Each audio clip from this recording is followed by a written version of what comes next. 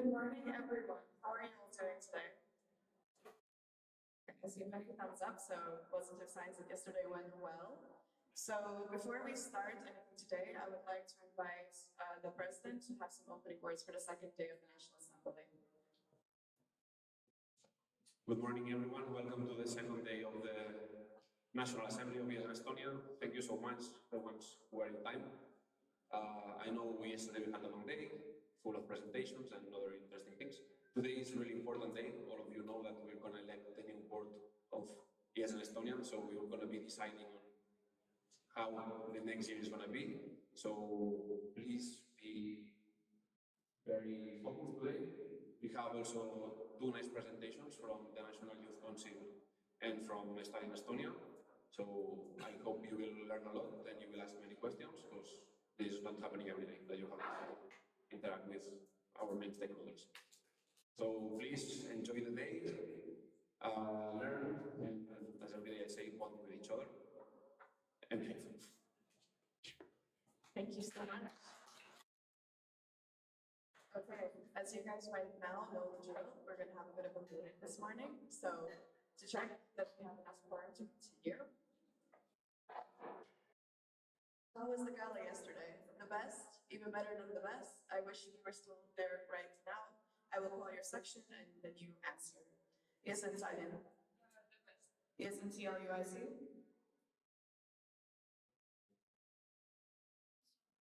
I repeat, ESN TLUIC.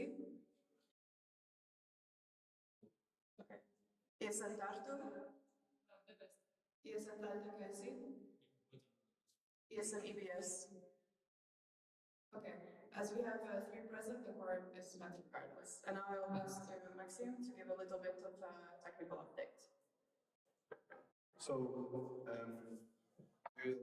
experiment and we'll use a new system. So so we will have more presentations later, and if you are speaker, please scan this code, because you will control the presentation with your phone. You will have two buttons: next slide, previous slide. So you will be on it's going to be your phone, will be your clicker.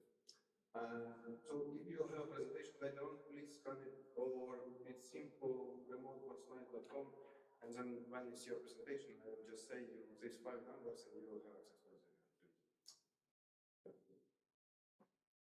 Amazing, thank you so much. Now I would like to invite the Estonian National Youth Council for their presentation. Let's cheer them up.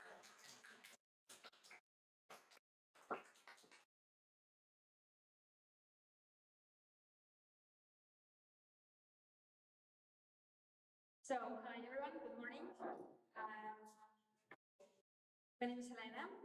I'm the vice chairman of the board of BNL.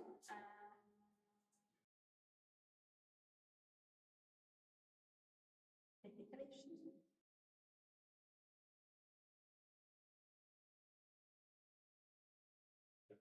Okay, so my name is Helena. I'm the vice chairman of the board and also development manager of member organizations. And Henry, you want to introduce yourself? Hi, my name is Henry, and I'm the advocacy specialist for the Estonian National Youth Council. So yeah, what is Estonian National Youth Council? Estonian National Youth Council is an umbrella organization for youth organizations and local youth councils. We have more than 100 members, and we are celebrating our 23rd birthday this year. So yeah, we are also a member of the European Youth Forum. So, and here is our team. Our team has 7 people, and our board has 2 members. So yeah, and this picture has taken last year at the appreciation event. So, yeah. A little bit about what ENL does in Estonia. So we have quite a few main goals. As you are part of our network, this is good information for you as well. One of the main goals is to provide guardianship for youth associations. This means that we do training programs, we give funding from the Ministry of Education to our network. We also form a social opinion on a legislative environment. This means that, for example, we led the charge for Vote 16. 10 years ago, we changed the constitution, so now 16-year-olds can vote in local elections and 18-year-olds can put themselves up for candidacy.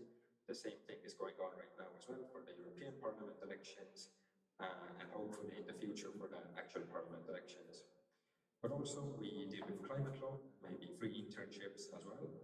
We are trying to get rid of free internships in Estonia in both the private and the public sector. We also represent youth political interests in Estonia internationally.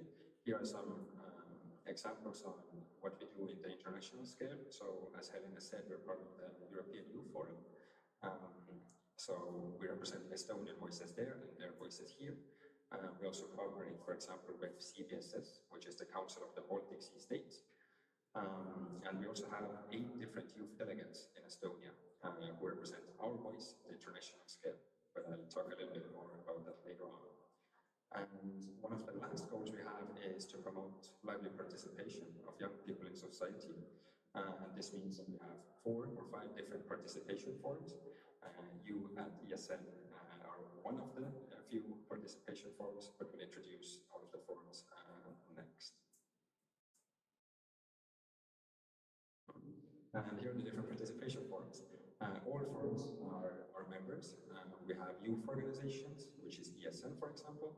We have youth municipality councils, youth delegates, and youth ministerial councils. So yeah, and let's talk about a little bit all the participation forms. First, we have youth organizations. Youth organization is a platform for young people to speak up, take actions, and make real changes. So, and we have 2 types, I can say, youth organizations. We have like the youth work organizations, yeah, like ESN or IFO or some kind of like that. And then we have this student organizations.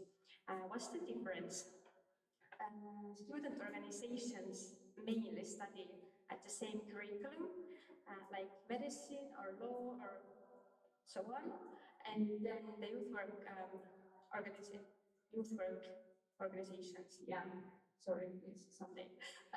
Organizations mainly have individuals who share same interests, but they don't maybe study the same curriculum or speak the same language or don't have the same culture as well. So, and youth organizations, most of them are doing advocacy and speak up different things what they're interested for. Also, you can have lifelong connections, and when you're a member of a youth organization, you're active as a citizen in society as well. So, the second one, youth municipality councils. So, youth municipality councils is a participatory assembly with advisory rights in local councils. So they has been elected democratically by young people, and also when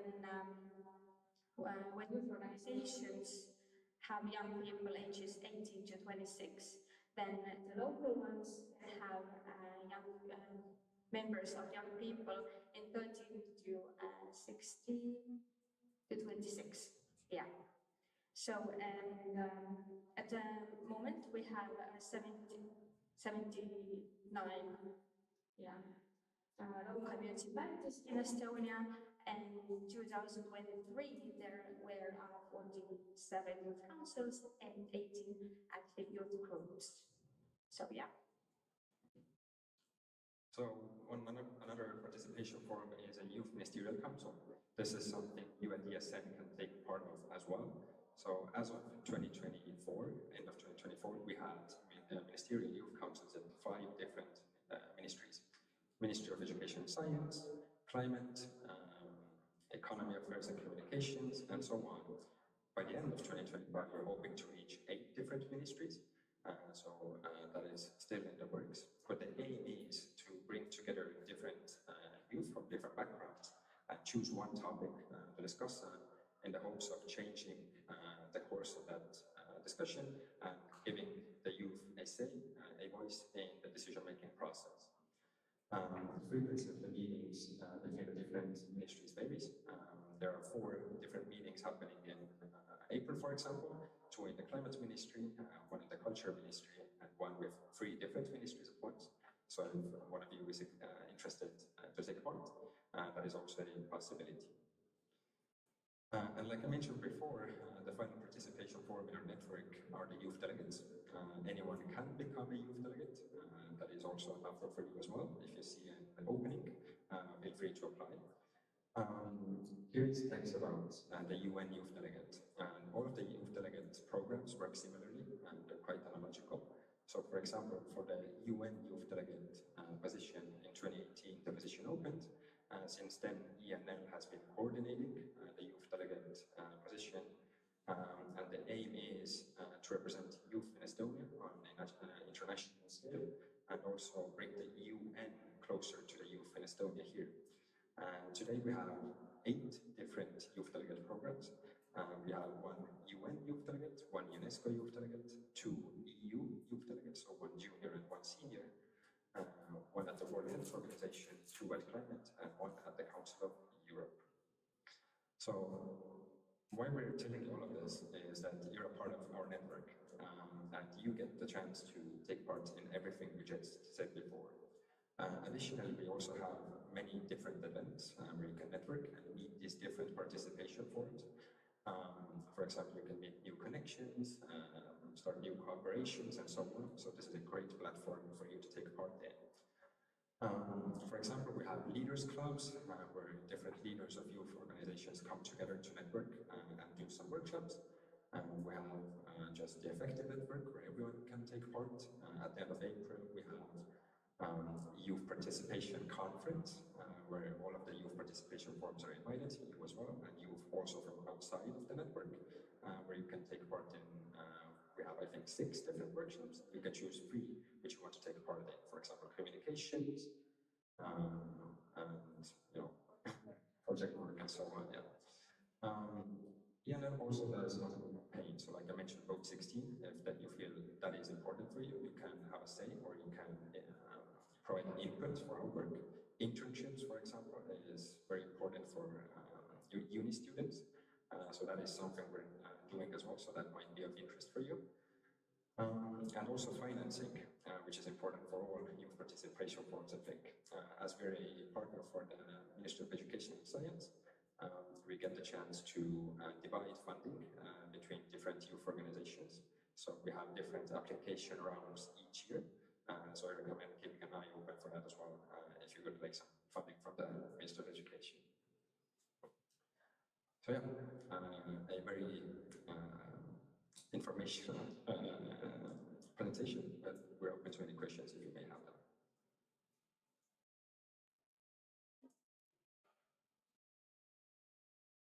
Much for your presentation.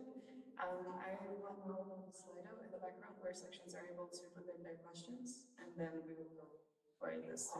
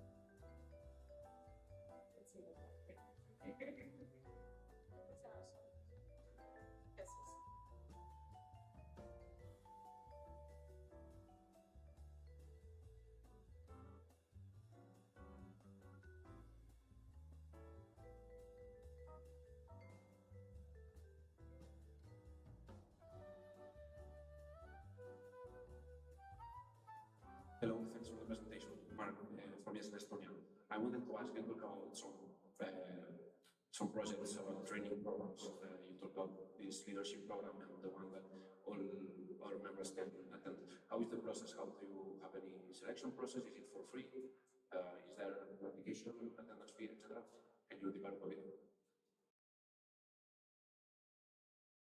So the different training workshops usually take place at our different events. We have quite many events throughout the year. They're free for all of our member organizations.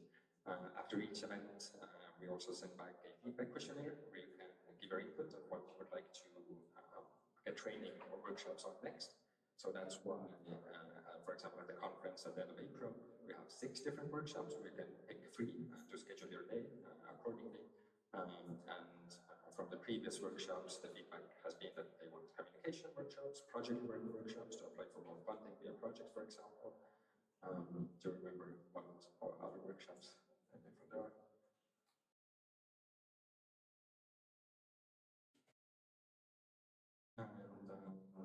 Involving youth in your work as well. That's also another workshop. So 6 different workshops in December, but it's free for everyone. And we also always ask for input if anyone wants to hear about anything specifically. Artem Meldikov, ESN I have a question for you. You mentioned the trainings and other activities provided by ENL, and I'm curious if it's available only for ENL members, or for instance, members of ESN could join your activities as well. So, yeah, mostly our events are in Estonian, but it's not a problem when you're coming, because when we know you're speaking.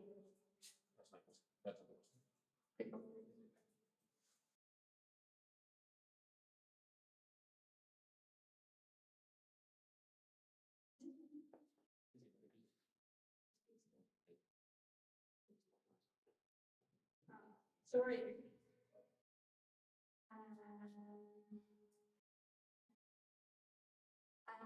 Okay.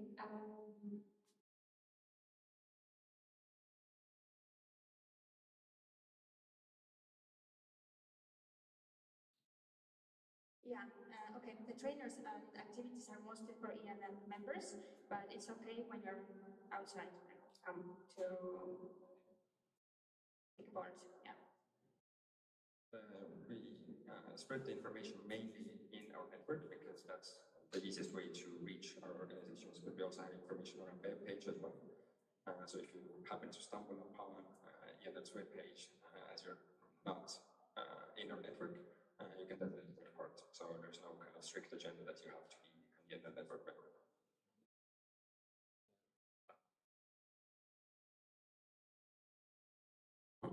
No. I will make a comment on this. Because ESN Estonia is a member of ENL, so automatically like all our sections are part of ESN Estonia, so you are also a member of ENL. I understand. Okay, and now I will ask my question. I wanted to ask if your events, like ENL in general, like your meetings, workshops, etc., are in Estonian or in English? Because in ESN Estonia, we are a very diverse and international community, and some of us will not follow an Estonian workshop, for example. As already said, it's not a problem. I could just bring out an example. Most of it's in Estonian, yes, just because most of our network is in Estonia, which is also a great platform for you to kind of get connections in Estonia. But at the same time, this is not something set in stone. For example, we have Nova, which is a youth organization for deaf youth. So, for example, we kind of cooperate with them on how we can involve them more, and now we have sign language translation at every event as well. So this is something not set in stone. We just haven't really received any feedback that we should kind of provide translation or involve AI in any way, for example. But this is definitely something we're open to. Thank you. Thank you so much so far. Is there anybody else who is still writing a question or would like to ask a question? Okay. Then.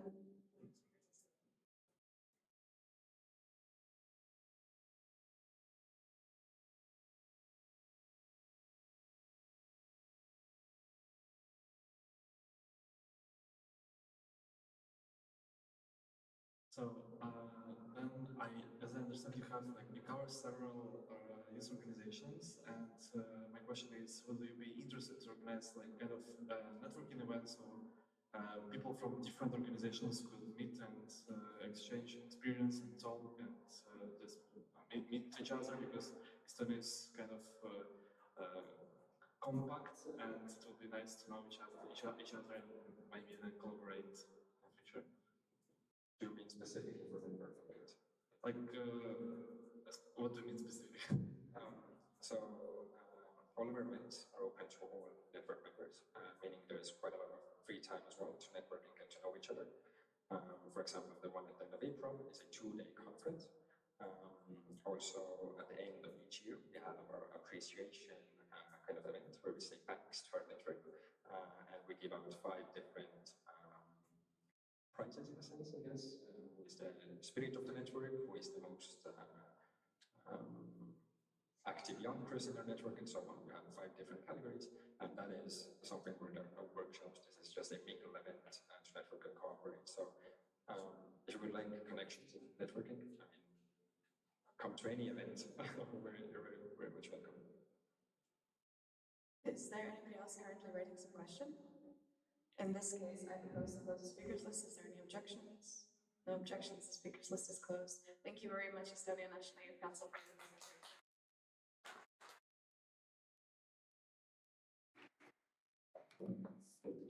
Now I would like to invite to the stage everyone from Study in Estonia.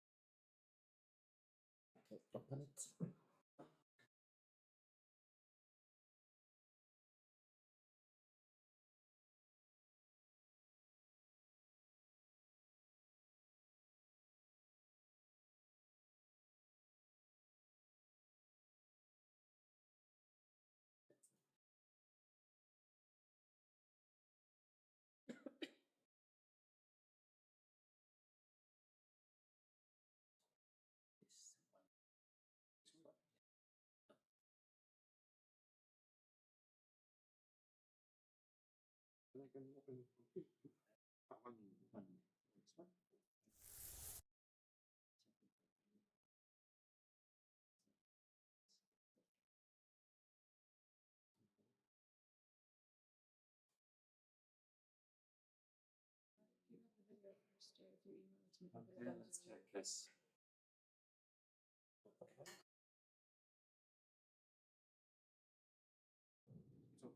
It's open, I guess. You start this presentation? Presentation. Well, no, let's check the video first. That is better. Okay.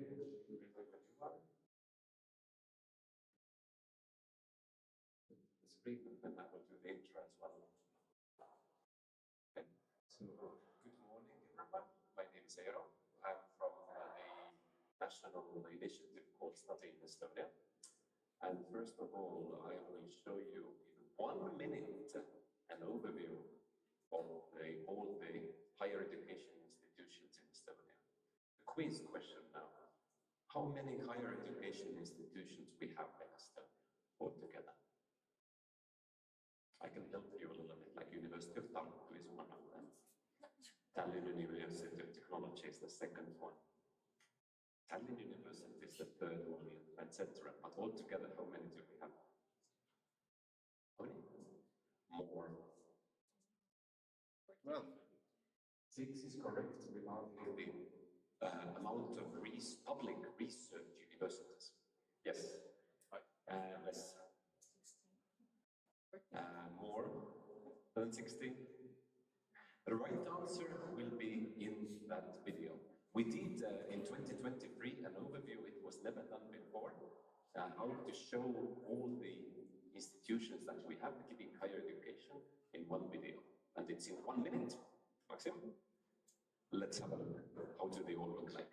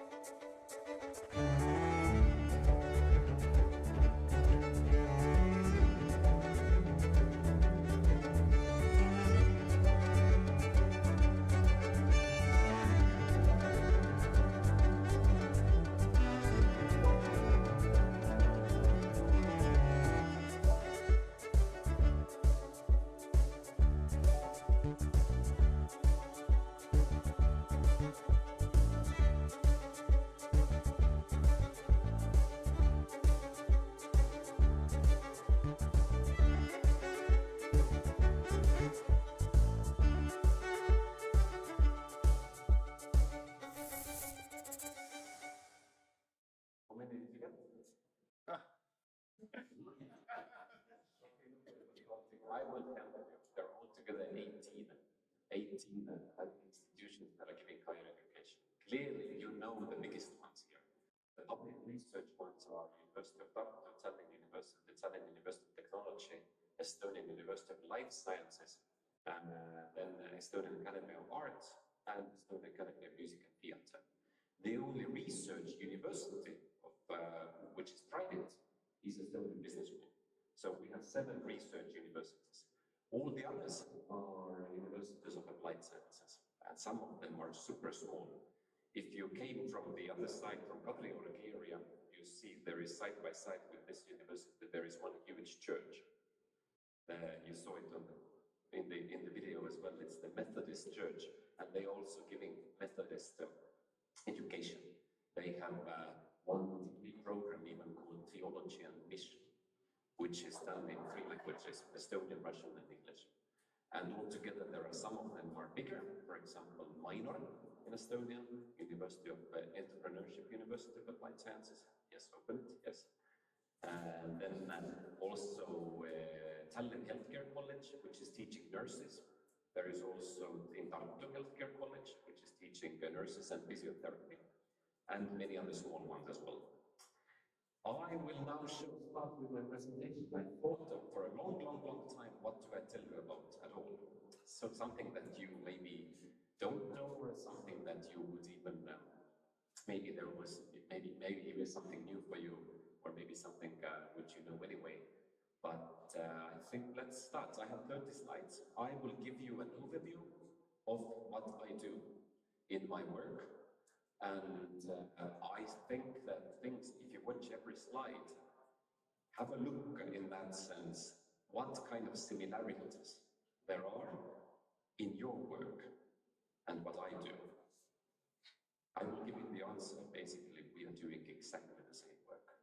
I just do it on the national level.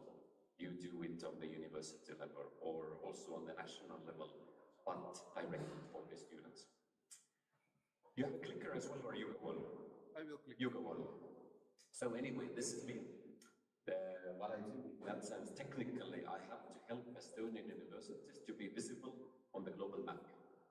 This is my #1 task. But of course, there are lots of gray areas where somehow I have to help and I have to be involved. And there are tons of networking, tons of working groups, tons of networks, tons of things. I operate with the researchers all over Europe as well. So next year there will be, for the Estonian guests, for the Estonian participants, you know, we have in every 3 years, there is published Estonian Human Development Report. I'm one of the authors for that as well next year. And I talk about international students. And as you see the last line there, so I'm also the former member of ESN. So I know what you are doing here. And I think there are still some things that exist which I built up, which I started building up 20 years ago. And that's why I said that pay attention to all my slides, because I think when I joined the National Higher Education Agency called Archimedes Foundation, Sihtasutus Archimedes, which was merged with 3 other organizations in 2020, then technically, when I joined studying Estonian for my first, let's say, stage between 2008 and 2009 to between 2013, I thought, like, it's exactly the same work as ESN is doing. So maybe you feel the same when I show you my slides. So in 2005, yes, I became the president of ESN Tallinn. In 2006, I had my first AGM. At that time, it was AGM. It was in Krakow, Poland.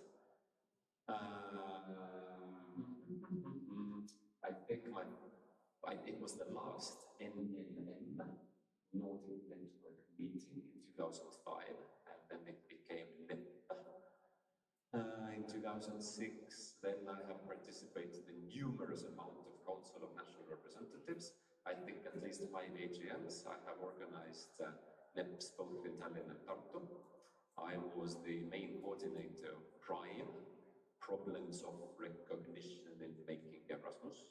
I was the host of the conference in Stockholm in 2009, I think. So I think, and I was one of the initiators. I think I got the first 20 partners for ESN card. I think there is a lot of things I have done in ESN. So in that sense, it's the coolest organization. In that sense, it's giving you everything. You can do anything, really, whatever comes to your mind. And I'm really glad that the ESN gave to me. Now let's go to the content. I will tell you about a little bit what I do in my work. Next slide. Yes, this is something that you all know, but anyway, for our faraway guests from Latvia, for example, Estonia is located there. Now you know.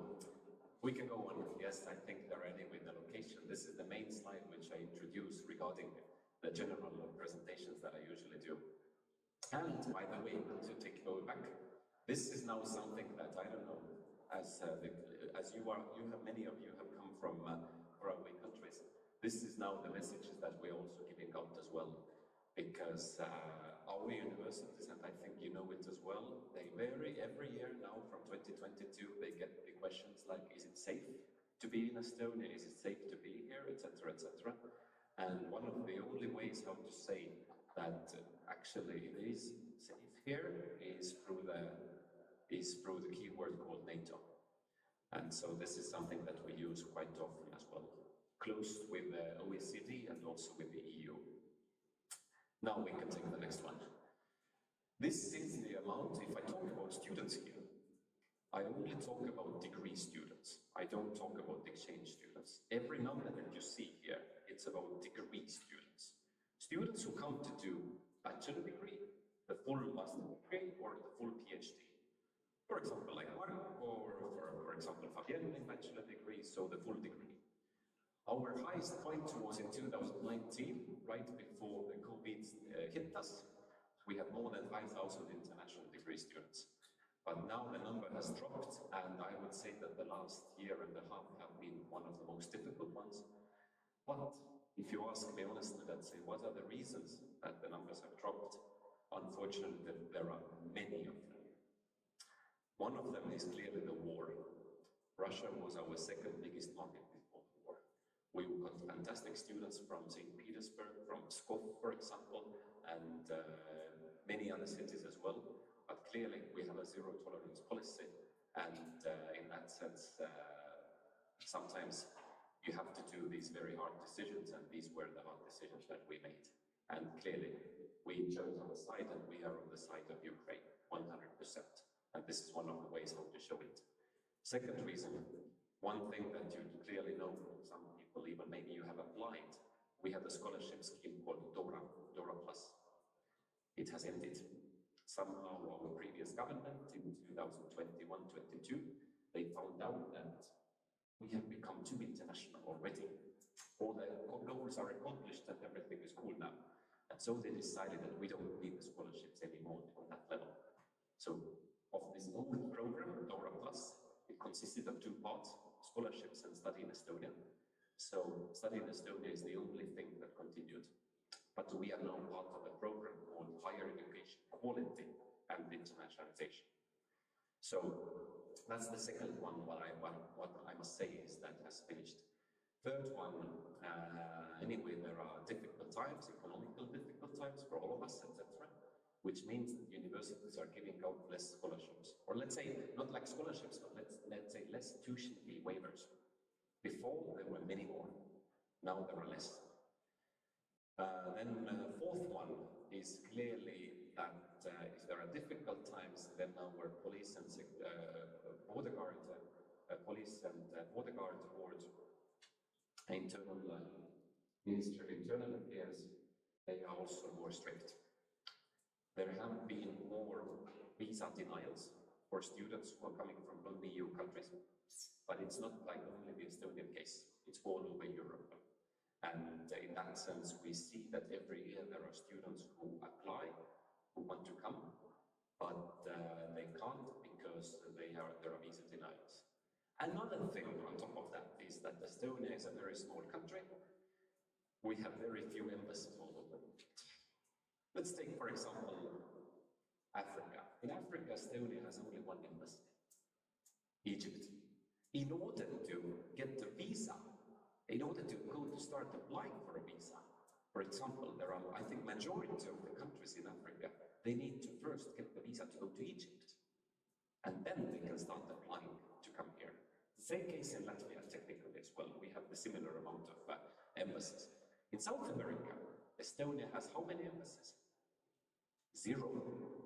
So it technically, officially means that the official journey of a student from South America to Estonia, if you see South American students or friends, if you have, you can. The US with the visa, like it. One applause, please, for this gentleman.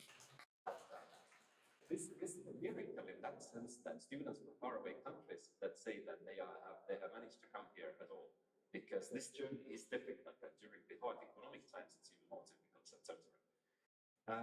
Another one, and then there are a couple of other reasons as well, and technically these are difficult times right now, but we will survive, we will cope. Universities really want to keep on going and to be open for on the international arena. But yes, this is now the statistics that you see in front of you. Let's go on. So the reason how we started at all after 2004 is that we had our ministry introduced one super good document called Higher Education Internationalization Strategy, 2006 to 15. I will tell you later on as well, on the governmental level, you see what kind of things we did on a national level to be more international. Now think compared to ESN. If ESN wants to be all over the world, what do you do? But anyway, now you see what the minister was doing. And the second strategy was 2015 to 2020 about promotion. And now there is a new vision in 2030, which is more connected to quality. Let's go on.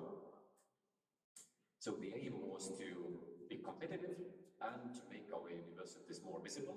Anyway, in bold you see the main keywords here. And if you take the next slide, you will see, I think we go on, yes. So anyway, these are the keywords. What our government did 20 years ago. 1, more students should go out. 2, more international students to Estonia. 3, more PhD students. 4, more international PhD students. 5, to get our PhD students to go abroad as well. We had 20 years ago an issue. Our PhD students, they like to stay all the 4 years in Estonia.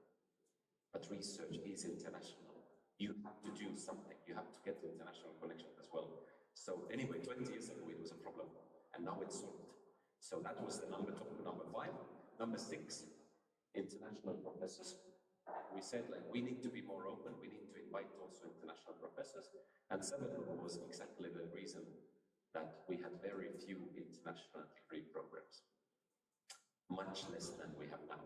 So these were the things how we started, and it started working pretty well. Let's go on. Okay, you don't see very well. I can tell you the results. So compared to 2006 and 2014, you see that first of all we had only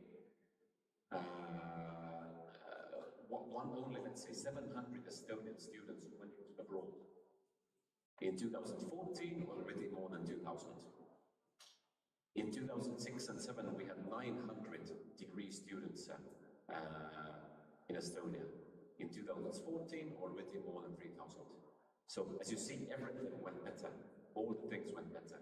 And even we founded 7 degree programs, which were only in Estonian at that time, and which became then taught in English language. I even remember most of them. One was semiotics in the University of Tartu. Second one was cybersecurity in Tallinn University of Technology. Third was software engineering in the University of Tartu. Fourth was film studies here in Tallinn University. There were 3 more. Applied measurement science in the University of Tartu, which is kind of chemistry. And there were 2 more. Anyway, and at that time, that was also governmental help. We saw that, look guys, these programs are really, really, really good. Your professors are excelling all over the world. Why don't you do it in English? And so we pushed the universities for that. So it's like always this kind of, how to find this kind of line where universities are autonomous, but actually the government sees that you should do these things, people. So sometimes the only way how to persuade is, of course, you give a budget as well. So the government gave the universities a budget. Let's go on. Yep, let's go on. Yes, and the World Bank said that our strategy, how we built it up, was exactly a classroom example of how things should be done and was effective while it lasted. So if you want to build up something in the future, wherever you go, maybe you start working for the university one day, maybe you work for the governmental institution, maybe you work for, I don't know, some kind of global corporate organization. Similar things can be done in any organization in the world. Opening with international cooperation, I would say. Let's go on. So these were our indicators. We expected that we have every 10th student could be international. And we said, like, if students like here, why can't they stay working here as well? At least 30% of masters and PhD graduates, if they like it here, at least we keep the doors open. And right now, of course, the amount is around even 50. So it's even much better than we were expecting. Let's go on. Now the question is, how I do my work with my small team. And I will tell you the main keywords. Number one, we choose what do we do and where. Especially where. As I told you, we have very few embassies. We have very small budget. We can't earn our money. In that sense, we choose very carefully from where it makes more sense to invite international students to come to Estonia, and together with the universities. Second one is that what we do in the different markets. Clearly, we go to Scola in Latvia. We go to Studia, biggest education fair in Finland. We do lots of things online. We also, for example, yes, as you can see, we have a network of student ambassadors as well. There is one student ambassador sitting there as well, for example. Action 2.B of them, yes. Yes. So, number three, I really hope that all of you who are degree students here, that you have got also welcome back study in Estonia with a survival guide for international students as well. And the universities most likely, I hope, put something interesting there inside as well, on top of that. So again, something that is for the students who already have come here. And fourth one, so we do a lot of things with our universities as well, in that sense that at least 4 times a year I'm meeting with the people who are doing with international admission, recruitment, promotion and cooperation. So there is a network and we are closely collaborating with each other. Next one. So there are some of these people, it's an old photo, 5 years old, it's before Corona.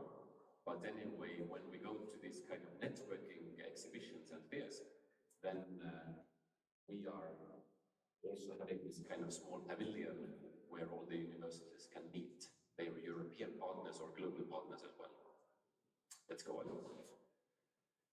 Again, the name, I think this one you can even click all of them. I think they should come.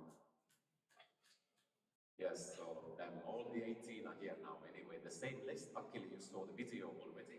But yes, our stakeholders here are all of them. Many of them even don't have programs in English. They are only open for Erasmus students, exchange students.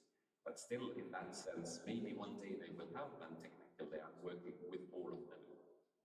And now there is a question now also for ESN Estonia, how to find the balance between dealing very big sections, which have a lot of students, and very small sections. All of them want to be visible and treated well and nicely. The same work that I have, how to treat University of Tartu, and for example, Estonian Business School, or for example, Entrepreneurship University of Applied Sciences, or Art Academy, how to treat them all equally. That's the $1 million question. And the answer actually is engagement and equal and fair treatment. To talk to each other and to talk to each other's needs all the time. Our universities like to say that domestically, all of them here, they are huge competitors because they all are doing brain, let's say, hunt. They want to get students to come to their study and to their institutions. But internationally, we are all cooperation partners, and we are all looking for the same thing on the global level. Let's go on. I think I have very few slides left. Okay, some of these anyway, some of the logos, but also the ministry. Our ministry is very important cooperation. I can't say cooperation partner because technically the ministry is telling us what to do, but I still call them cooperation partners because there is a difference between cooperation and cooperation. It might be that the minister says like, okay, once a year some kind of report is done, but I am meeting with them basically in every 2 weeks. And we discuss, we talk, I'm saying what kind of working groups I'm participating at. They give me some information that is happening on the political level. So we get along super well with our ministry. And also Research in Estonia is a very lovely project. Maybe for the next meeting or something like that, maybe Research in Estonia should be one of the guests as well, to say what they are doing. They promote Estonia as a research destination. And maybe anyway, there are lots of other stakeholders as well. These are the top 15 countries where degree students are coming to study in Estonia. Bachelor, Masters and PhD. So clearly, I would say in 1 or 2, maybe in 2 years, Russia will drop out of top 10 clearly, because it was easily number 2 before the war, but now it's just going down and down and down. Other trends that I see is that anyway, China is a very complicated country.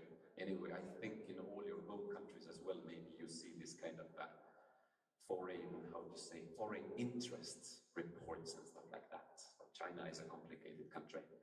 Anyway, there are lots of, I just read the internal security reports about China, for example, that China really wants to,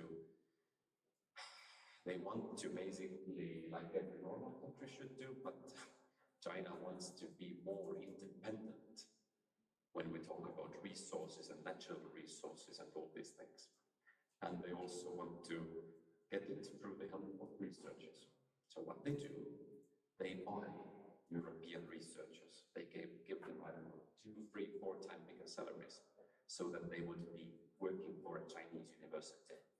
Chinese universities, what they do, they buy, for example, because when you do research, anyway, Mark knows very well, the articles, scientific articles are super important, and it's very important what the authors. So Chinese universities, one day maybe, Mark, they will come to you and say, we have 10,000 in cash. Can you put 1 Chinese random guy as the first author of your article? That's going to be super good. You want number 2? You definitely keep the article, but Chinese guy is number 1. And next to your article, Chinese universities are getting higher in the Times Higher Education rankings and the QS rankings. So anyway, I can keep on going. So in that sense, China is a complicated country.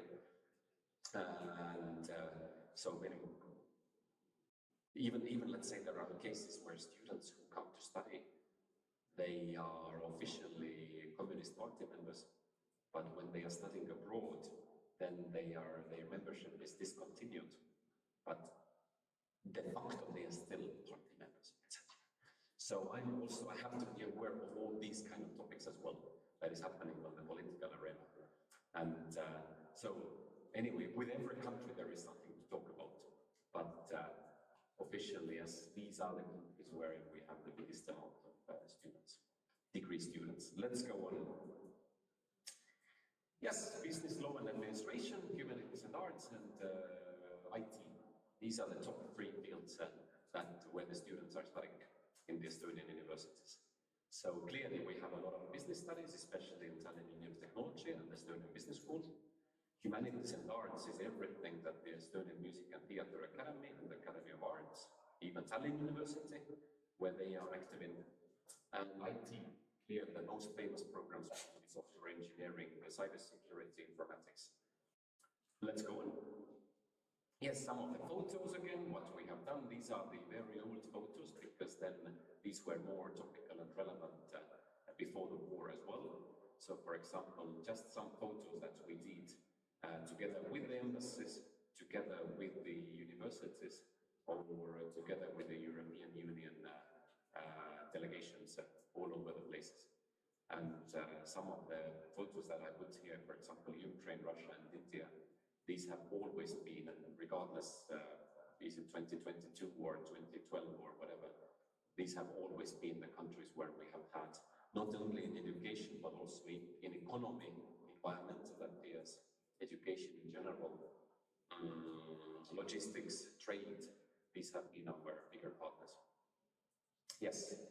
Okay, some other national campaigns, so very often also in that working group. So I'm hearing what, for example, work in Estonia, visit Estonia, settle in Estonia, start up Estonia, what they are doing as well.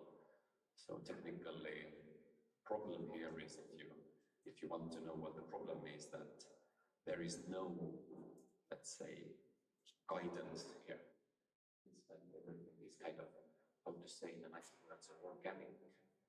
Nobody's leading this kind of powerful group of national brands. Nobody's in charge because we all belong under different ministries. So there is no cooperation. I proposed, let's do more cooperation. Let's do things together. Study in Estonia, e-residency, visit Estonia, all these things. Then many people say, let's do things organically. It means let's go with the flow. Let's just do how things happen. Like, don't do any systems, Because in that sense, ESN taught me to be systematic. That was the only way to cooperate with the universities. Because at that time, I remember how we did contracts under ESN Tallinn with the universities as well. Universities didn't want to go with the flow. They wanted contracts. And they wanted a systematic overview in every semester what we did. And I'm still like that. And as you can see, other stakeholders around, they don't care about systematic approach. And in that sense, I'm struggling here because of ESN experience. I'm struggling, I'm systematic. So anyway, let's go on, next slide. What else do we do with the universities? So we do everything together with the universities.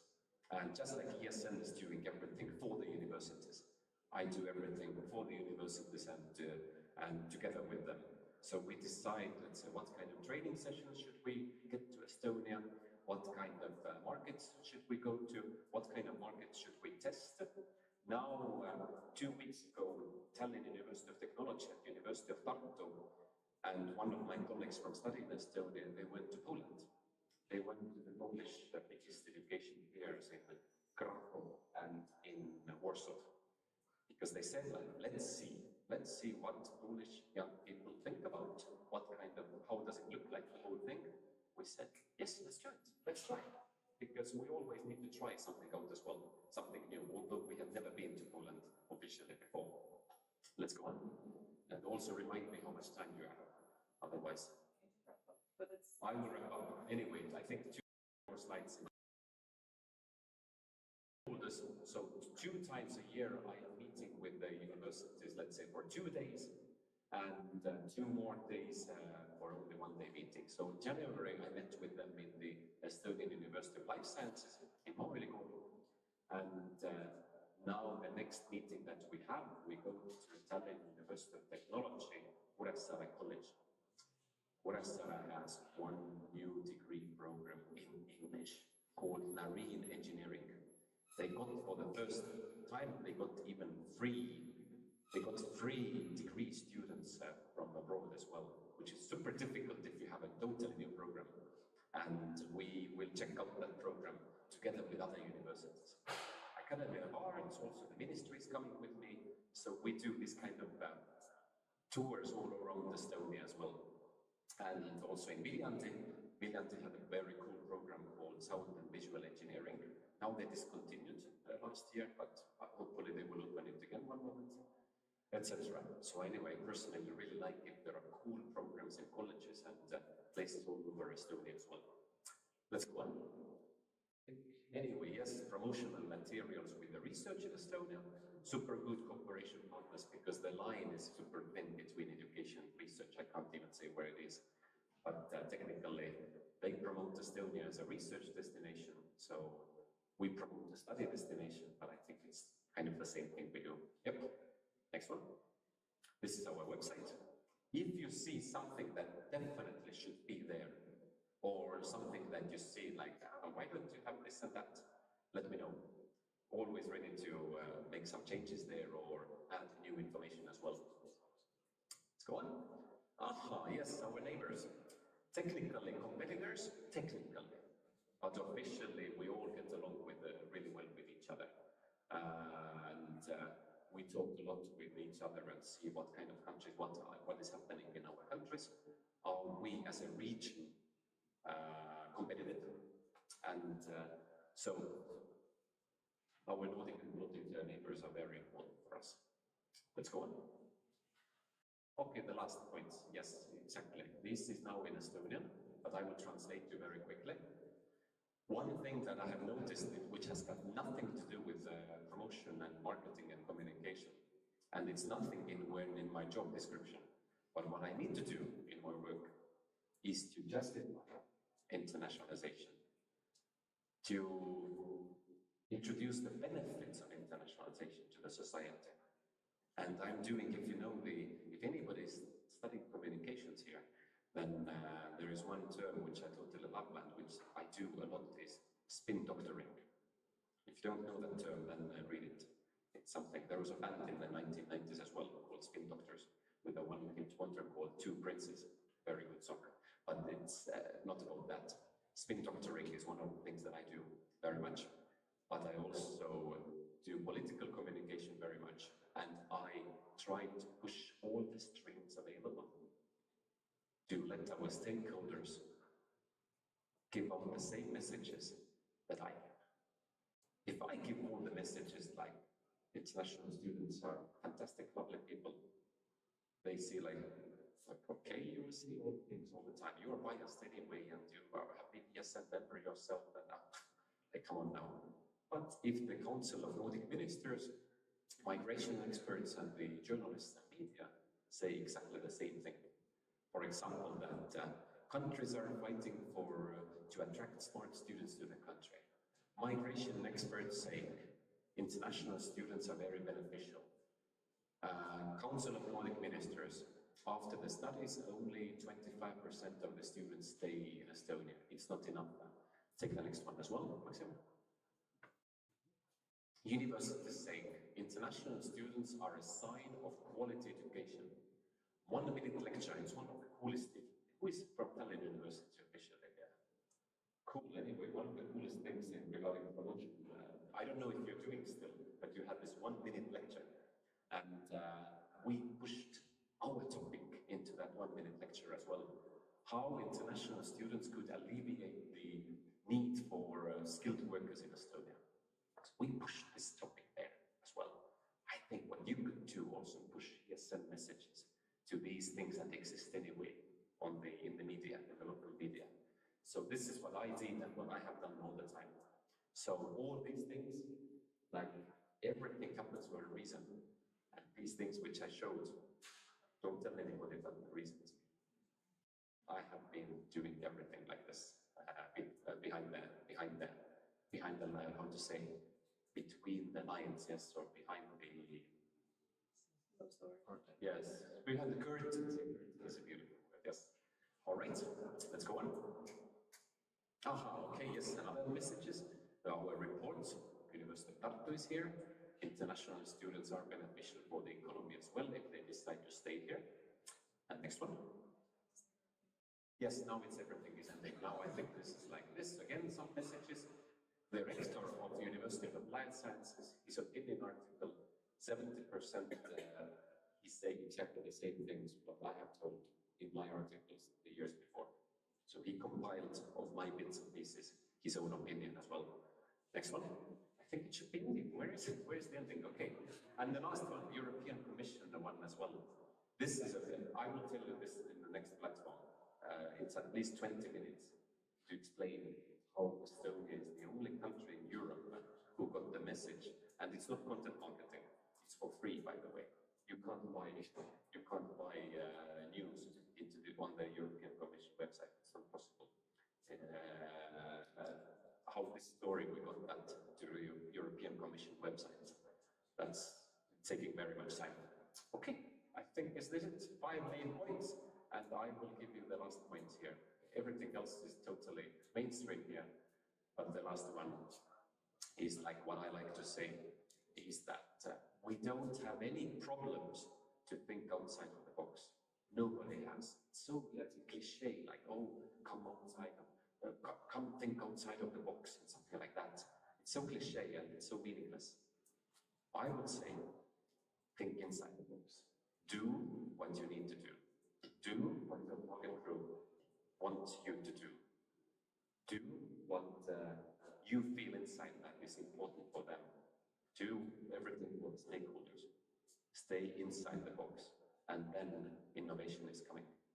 This outside of the box things, this is a luxury when you really have a lot of time. But main thing, do what you really need to do.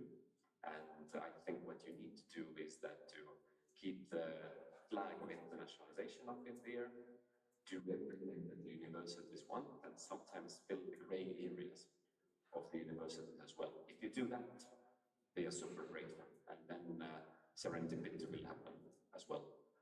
So this is again my lesson that I learned.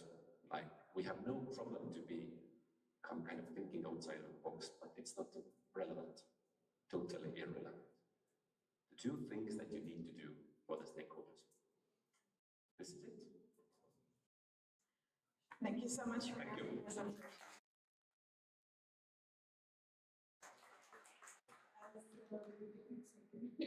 As we're a little bit short on time, we will have only 7 minutes for questions, but I invite you to please ask your questions on the Slido.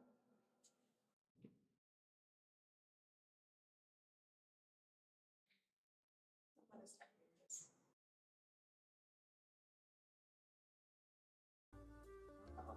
Anyway, you can say with your own voice as well.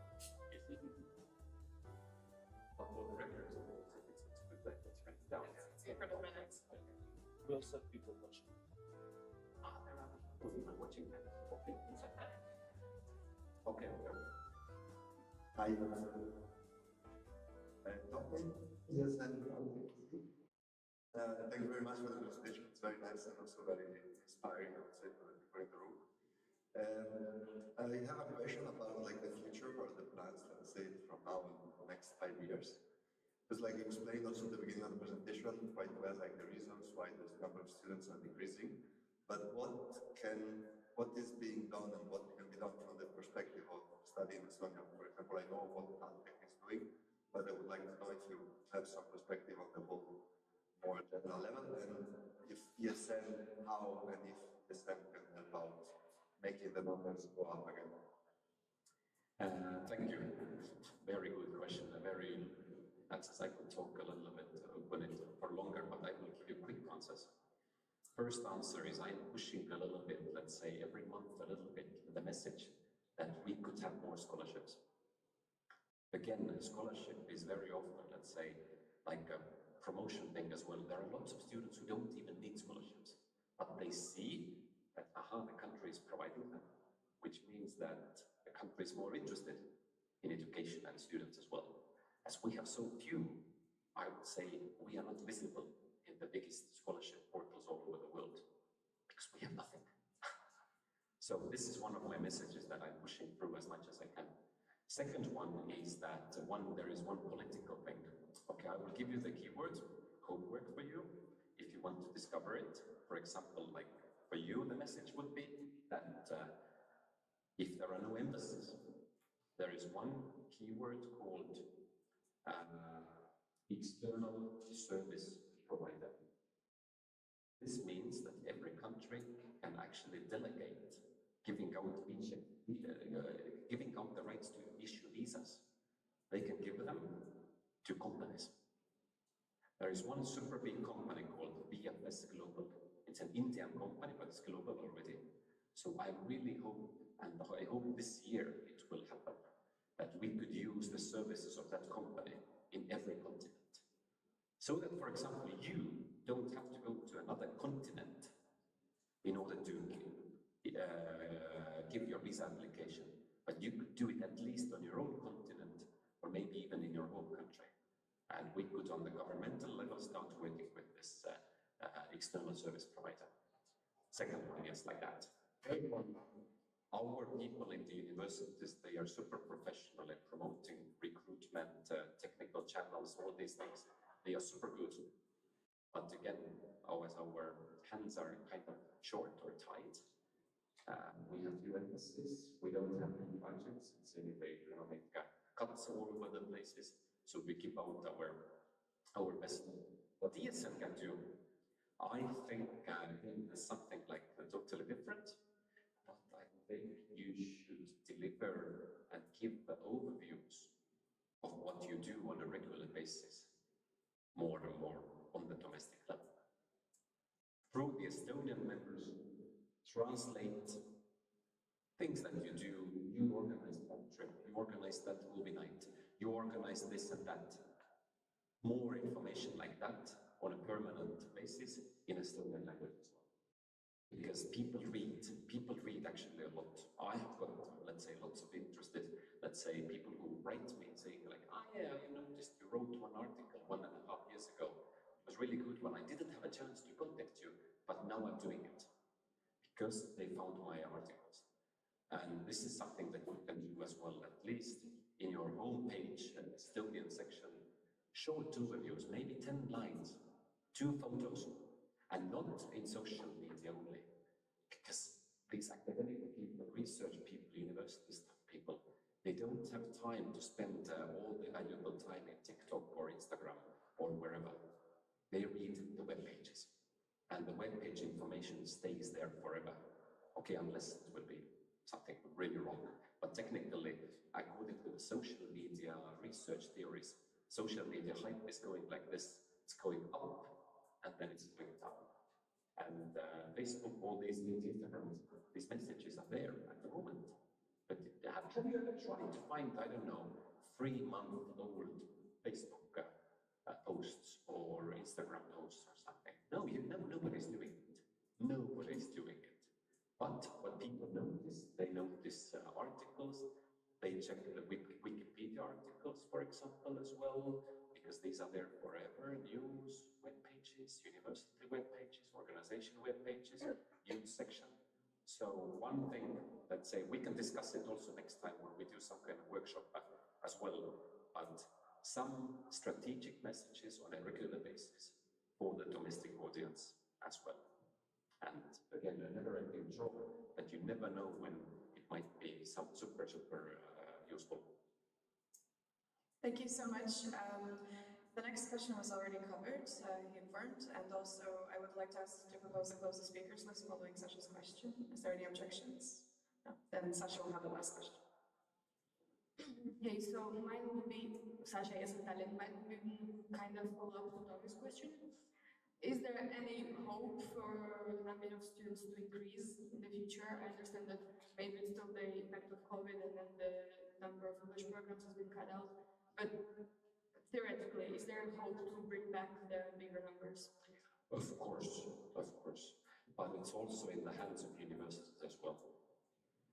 One thing I'm saying, for example, you guys over there, Tallinn University of Technology. You remember what happened in 2020 when Corona started? You weren't here, yes. But technically what happened was that Tallinn University of Technology and Tallinn University were the only universities to say like, guys, we are not accepting non-EU students now. Come back in 1 year.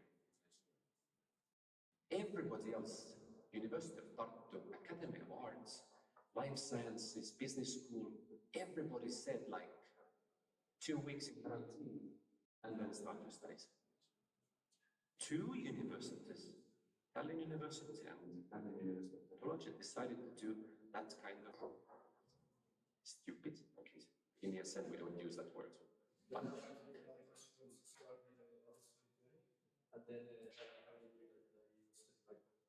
did you feel? It was frustrating. Anyway, but this is something that if you deliver these kind of messages, that don't do that.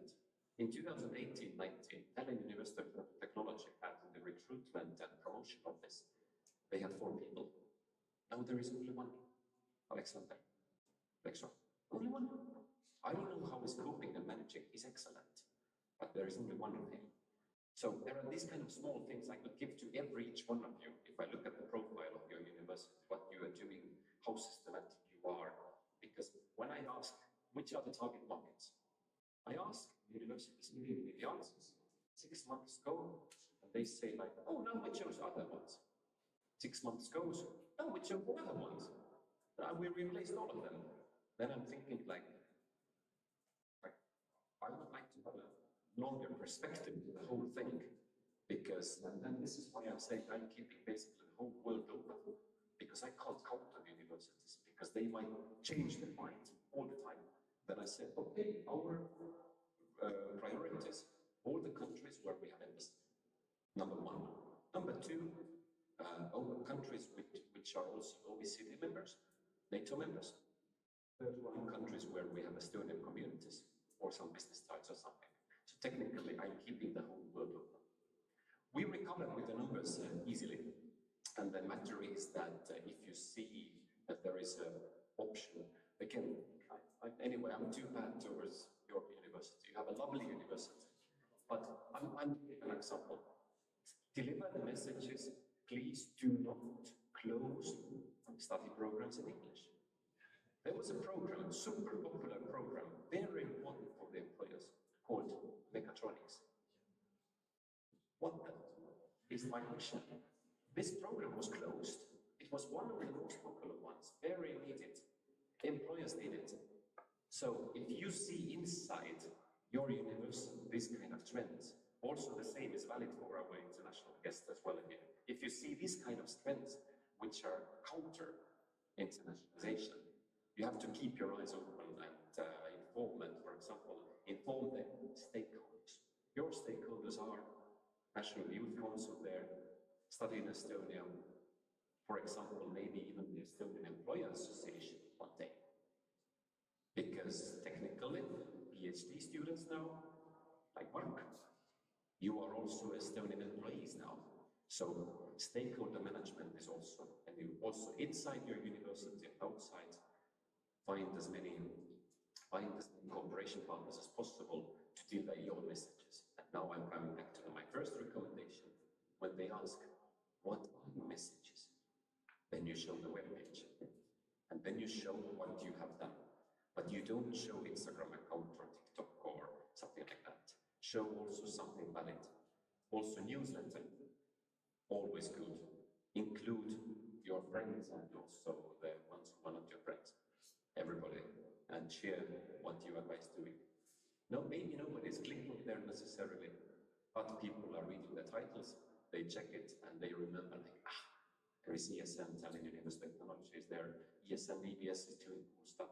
Okay, there is lots of things happening, and they might find you when you never expect it. But yeah, we will recover easily. But yeah, just that compared to our neighbors, Latvia, for example, your top 2 sending countries were India and Uzbekistan. In Finland, I think these were Vietnam and China, and in Sweden there is India. So in that sense, we were the only country, because Russia is our neighboring country, we were the only one who had Russia in the top 2.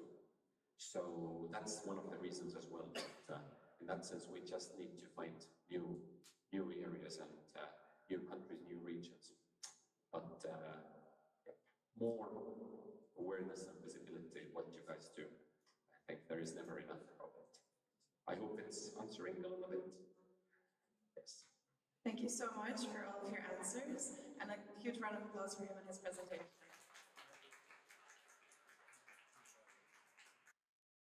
Now I would like to invite the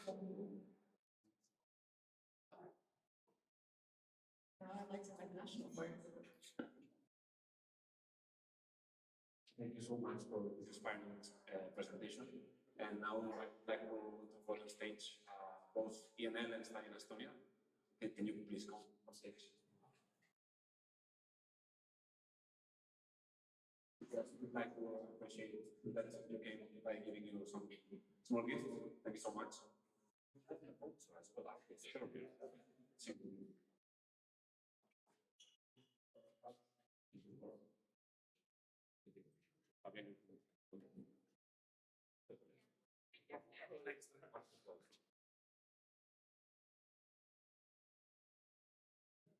Yep, very good. Very good. Yes, details are important.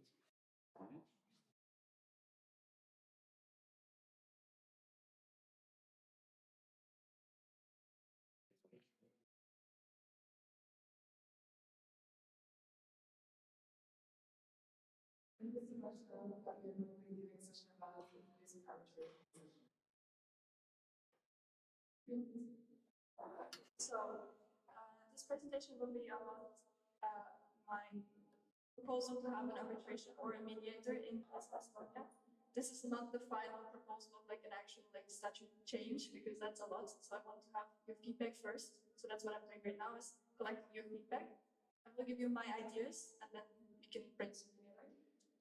Why I think it would be important to have this kind of position is, first of all, having someone that has the knowledge or the actual interest in mediating conflicts would be beneficial, especially if you have conflicts and you have a board of people that are not necessarily the most experienced in that. Sometimes you handle conflicts badly, and this can have a bad feeling on the people that are affected, and we want to have an inclusive environment here, so that would be beneficial. As well as the workload of the national board depends always, of course, on the people, but can be very, very heavy. And if there's a year where there's a lot of problems, dealing with conflicts takes even more time, it takes a lot of your energy, and I think the national board also should focus on supporting the sections, not only in conflicts, but also help you thrive and have other things that they need to focus on except those conflicts. So having someone else that primarily deals with it would be nice. And yeah, also a conflict of interest, because the reporting system right now is that you report usually only when a national board member or a national coordinator is affected or is part of the conflict. And therefore there's already a bit of conflict of interest within the national board, because if you have a good board member and he's reported against and you don't want to lose that person because he's doing good work for you, but he is doing bad stuff to other people, you have a bit of like mental balance. Of course you need to do the right thing, but it's just harder to be unbiased if you're losing a good member of your team. And also it would be more support for the sections to have someone, I will talk about what the main task of that person would be, to have someone that you can reach out quickly, that will give you guidance, will give you ideas on how to deal with conflicts that you have with your own members. So on the local level, if you have people that are not following your own code of conduct, how to deal with this, how to deal with things that are coming up. If you need help, then you don't have to run to the national board right away. Right, so the tasks that I think could be covered by the arbitration board or the mediator, however you want to call it, would be to, of course, mediate the conflicts with the national board members or the national coordinators, and also propose changes to the code of conduct, because it's easier, like you can look through the code of conduct, you can see like, okay, something could be iffy and like you could change it, but it's easier if you actually practice it and you see like, oh, actually in practice, this works, so we don't touch it, like, not like programming, like the code works, I don't touch it, but something's not working. Even when it looks perfect on paper, it's just simply not possible to do it the way we're saying it. So it would be nice for them to propose the changes. Again, support the local section with dealing with the code of conduct violations of their own members, and also make the reporting system of ESN Estonia more known to members. So, of course, I try to do that during my visits, to actually mention that we have something like that. You can report, but of course, having someone more dedicated to it and maybe having some workshops during the next National Assembly or something else, or actually having during skill works, whatever, like those kind of things to make it more known to members, and also maybe also for the volunteers in, not the volunteers, the ESN students. during the local event. And yeah, also be a point of contact in the National Assembly. Of course, that would be the National Board or the OC, but having another person that maybe you're afraid to talk to Mark because Mark is very scary and you don't want to talk to him. But having a nice other person that you think like, yeah, actually I can approach it, like have an option of who you can approach, not just one person. Yeah. So my thoughts on how we can deal with this, and now that's the option for you to give your own ideas as well, is that I want to have this position voted by the National Assembly. I don't want to have it appointed as a coordinator. So it's something like the audit body, it's something separate. And it will be independent of the National Board, so it will not be part of the National Board. It's not gonna join the National Board meetings. It will only join the National Board meetings if it's requested by either the arbitrator, mediator, or the National Board, just like the audit body as well, like they don't join the National Board meetings. Also, I don't want to have this person to have the decision power, because then you would give all the power to one person to decide on a conflict. I want to have this person, that's why I put also arbitration versus mediation. There's a difference. Because arbitration would be that person has a final decision, and the decision is final, you cannot change anything. And for mediation, that person is just dealing with the conflicts, talking to both parties, making sure both parties are heard, but then the final decision we can decide on this, but like give it back to the National Board, because they were also by you. Or by the General Assembly, if it's another topic. And yeah, mediation versus arbitration, just something for people that don't study law. Again, as I said, mediation is just getting the people to conflict together or not together, like separately talking to them. Arbitration is basically a court without being a court. It's the step in front of it. But the decision of an arbitration court is final, and you cannot change it. And I don't want this because I don't want to have this person all the power, because then we have a dictator as the arbitration person. Yeah, and of course we know that most positions will not be filled sometimes, as we don't have an audit body this year, or we have no applications so far. So this, I would like to have it in the statutes that in case these positions are filled, it has to go back as normal to the vice president or president, and we have the same system as we had before, but in case we have a dedicated member that's actually really thriving of, I want to be a mediator in my future, whatever, like giving that person a chance to thrive, that would be, I would think, beneficial for all of us. And the last question I think we should think about is, do we want to have one mediator, like main mediator, or do you want to actually have it in the statute that can be up to 3 people, like an arbitration court, or a mediator board? So that's something to think about. At the last slide. So what now? I said I will collect ideas from you guys. I talked already to the vice presidents. I got some ideas from them as well. But now it's the General Assembly, and I want you to give your opinions as well. It will be a large statute. If we decide on this, there will be large statutory changes. So this will take time. It needs to be done in a good way, like written in a good way, and we need to change some things in the general statutes. Therefore, I would propose to form a working group, because as much as I love this and I really want to do it, I cannot do this alone. I don't want to burn myself out trying to write the whole statute again. So if someone wants to join, I know 2 people already, my dear vice presidents already said they will. So if someone else wants to, then you're more than welcome to join us. Of course, there will be another round of feedback. Like if you have already done a proposal of how we could change it, we will talk to you again and we present this actual, like, how we want to write it down. Yeah, and then we will have a proposal in an extraordinary name if we do it in my mandate, or in the next mandate, then maybe in the normal National Assembly. Yeah, and now it's time for you. If you have any questions or feedback, ideas, I'm very happy if you would give any opinions. As this is more of a discussion than questions, we will not use the Slido, so you can just raise your hands, but just respect the hand rules so I know correctly who to give it to.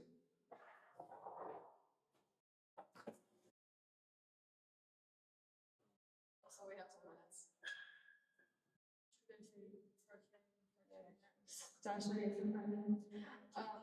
you want this person to be from our network or potentially from outside, so it's a more independent and unbiased person who will take like very objective view of the situation? So it's not like anybody's friend. They don't know much about the like relations between the people in Estonia. So it's like really just facts. Could be an idea, yes. I think having an external person would be hard to get. Like, yeah. Because like, yeah. But then we have this Baltic agreement that we just approved yesterday. If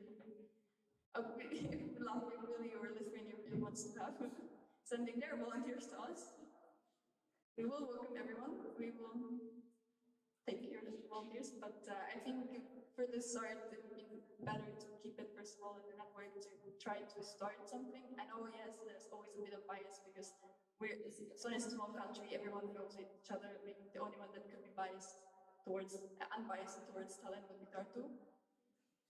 Because it's so far away, but so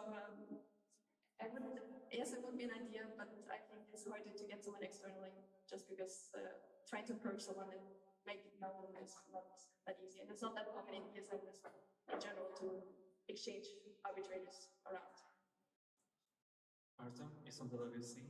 So my comment is that you propose a one-person arbitration board, and to me it seems really risky because it's at one point of of the existence of the board, there could be an issue that this person represents only one word of anyone in Tallinn or Tartu, and then the decision basically might be unbiased. And the thing you proposed for 3 people, and like I would love to have if these 3 people should be like definitely representing different sections, then it's amazing.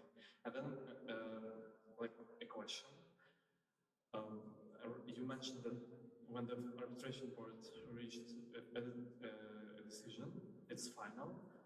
But what about the appeal? I think that this should be also there. Yeah. Okay, so that's why I said like mediation versus arbitration. If you take arbitration very seriously, like the way it's defined, then there's no appeal except for the mistakes in law that you made. That's just how arbitration works. There should be a appeal system for sure. And I personally would rather have a mediator than an arbitrator. I had to change it because I first proposed arbitrator. So I would have a mediator because they don't have the decision power. They give their opinion to the national board or the coordinates or the general assembly about whatever. Like if it's maybe a board member, then maybe it's going to the general assembly because you voted for that board member. And then the general assembly could decide. And if it's the coordinator, then it will go to the national board because they elect that one. That's just an example, but I don't want to have the decision power with the arbitrators. So that's why I don't want to have an arbitrator, I want to have a mediator. But about the point with having more persons, I think that's also beneficial. It's just, I would say 1 to 3 people. I wouldn't say that if we have only 1 or 2 people that we don't have these boards, I would say like, oh, it's too little because we might never get 3 people because it's just, the same as the audit body, there's theoretically same people, but we don't have that many volunteers, unfortunately. Yeah, Ruth from ESN Estonia. So, oh my god, my eye is just disappearing. And so I would go with that 1 person. First of all, to be honest, we don't have that many people. We can put like up to 3, and it needs also 1.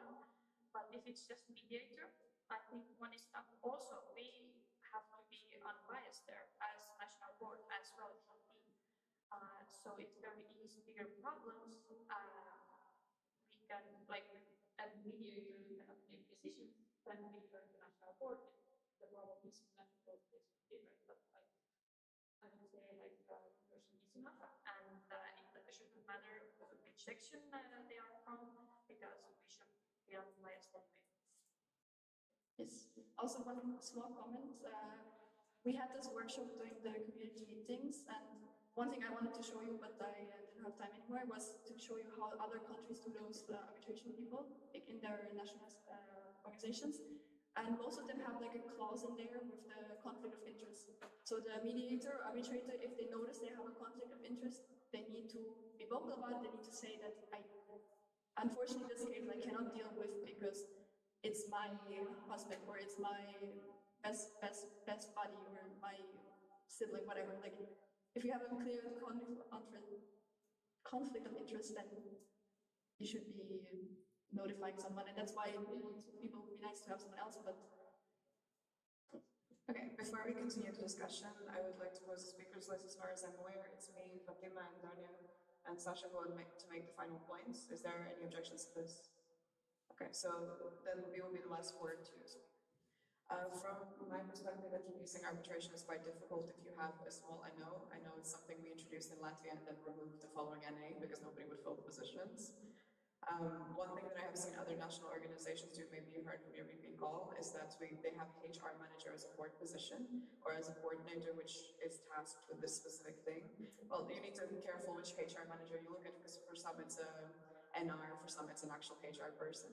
But maybe this is a route that would be better to maybe integrate a new position or a new coordinator under HR manager into your NO. Or I've not seen it being done, but I was looking at some Latvian regulations when we had to fix our auditors issue, that maybe when there is a situation that arises, the parties that are involved can elect an arbiter just specific for that time frame for that issue, because then it also solves the issue with conflicts of interest. For example, if it's an issue in Tartu, you can elect someone from Tallinn. If it's an Estonian one, you can elect, but it's like still a democratic decision. Like just as an idea. That's a good idea. But can you say the first point again? Because I had the about yeah, about the HR manager. That would be my position right now. I'm the vice president / HR manager. I don't want to have another position in the national board just because we're already 6 people, like 7. Like that would be still filling a position. Like trying to fill another one, and 7 is a lot. Like in the country. What's it called? You know, like not scale. If you look at other countries, like they have less people in the national board, they have more support structures. And also I wanted to have it independent from the national board, and having someone in the national board dealing with the conflicts is. Yeah, that's why it's important. Yeah. Hi, Fatima from ESN I see. I just have 2 questions. One, I think I missed it or it was not covered. For how long is the mandate of arbitrator or moderator, whatever we're talking right now about? I still don't know the name of it. But also, I was also thinking, I know we are not a lot, but how about in the board that will be 5 different people from different boards? Just because 3, I think it also still will be conflict of the interest, in my opinion. So 5 from each board, and if some section will see the problem, I don't know, Tommy, I think, say something that he's not agreeing right now, but just an idea to think about, to not, if the section has a problem, the person from that section just doesn't work on this problem, if it makes sense. Yeah. About the time, like what Ilse said, it's actually a good idea to have it either elect for a specific time or have a main, like we could also have a main mediator for the whole mandate, like 1 year, like everyone else, and have additionally people elected, like ad hoc arbitrators, mediators that are, like we have the one mediator and then we have one from each party that can advocate for whatever side. Darina is in Tartu. What if we involve to that position people for like our partners, for example, our youth organization partners? It's within Estonia, and it would possibly strengthen our involvement into each other's things that are going with us and with them, and they will be more unbiased, but they are still somehow related to us. It could be an option. I'm just thinking of how to make it work in the sense of like getting people to, volunteer for this, to be like, oh, I'm in a new different organization and I will be the one dealing with all your conflict, all the stuff that no one actually really wants to deal with. It's not that attractive, I would say. comment on that. Will those partners want to be our partners after they know all the drama? And I had also the question, so we have the audit board, and the audit board's task is to supervise the work of the national board and its national coordinators. Right now the position is vacant, and I don't think the previous audit person did much. But how about we combine this mediator role with the audit board? Yeah. This is what the ESN Latvia did. We got rid of arbitration and combined it into audit. Because the function is pretty much the same, supervising and monitoring, and also the audit board cannot be a decision-making power, they only can give recommendations. So this is basically pretty much what you explained. Could be an option, yes, to think about. Thank you very much, Fabian. Maybe you would like to make some closing remarks? Okay, closing remarks. I would say that there's definitely new ideas, something to think about. I will, again, advocate if anyone wants to be in the working group, trying to, like, we've got some ideas now, so to write them down, come up with ideas, propose, also maybe start writing some proposals for statute changes. Yeah, that would be nice. You guys saw some hands over there. Perfect. You can approach me afterwards and we can talk. I will make a group chat. Perfect. Thank you so much, Fabian, for your presentation and discussion.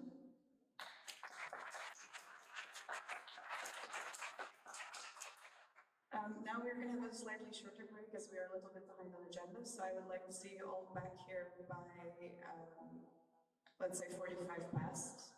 And I would like to also invite the people from the scrutinizers to come to the CP desk. Thank you so much. Please be on time.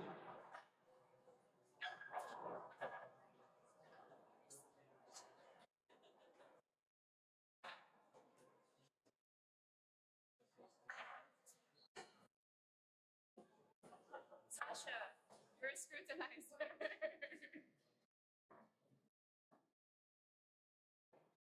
So now today will be your time to shine for all the votes. So what I have done, so that the votes are it's going to be a public vote, so you're just going to count as usual and say the results. But for the election, You have the list in this. The list? Yes, it's so now you can see the questions. One more thing, for the very bad people who arrive late, please, you still have to sign the paper.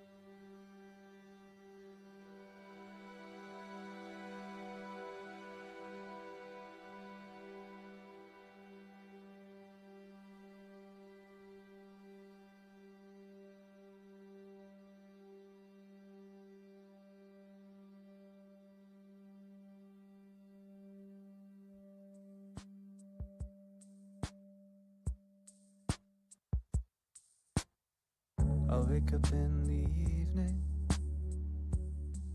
and I've not got nothing to say. I come home in the morning, I go to bed feeling the same way. Man, I'm nothing but tired. I'm just tired and bored with myself. Hey there, baby, I could use just a little help. Can't start a fire, can't start a fire without a spark. This gun's for hire, even if it's just dancing in the dark.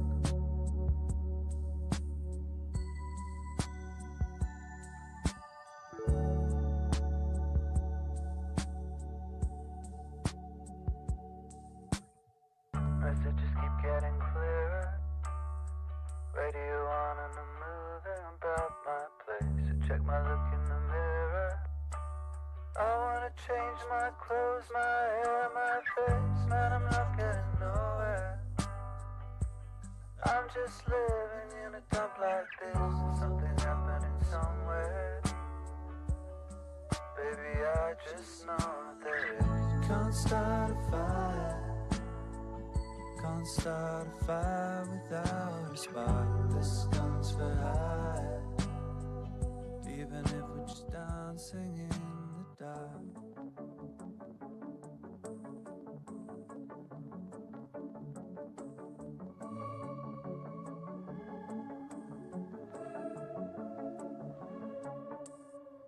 Sit around getting older, there's a joke here somewhere and it's on me.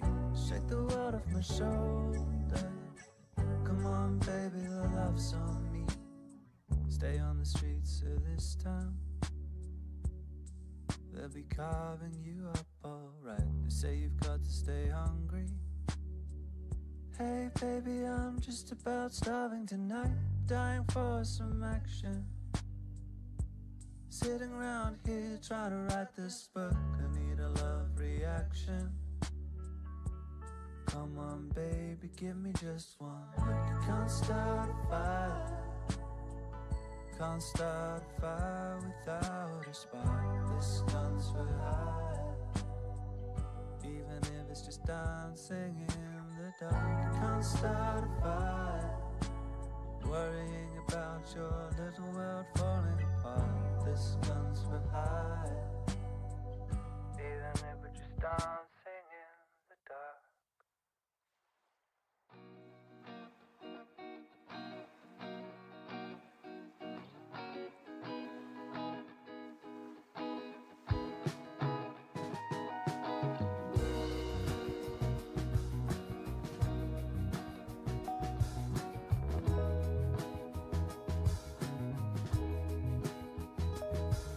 It seems I'm getting older when it feels I've had enough.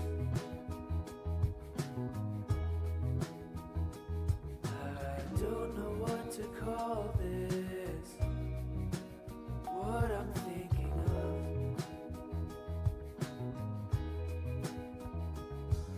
This feeling, it stalls me in everything I do. But I know I'll see a sunbeam as I'm falling into bloom. But I know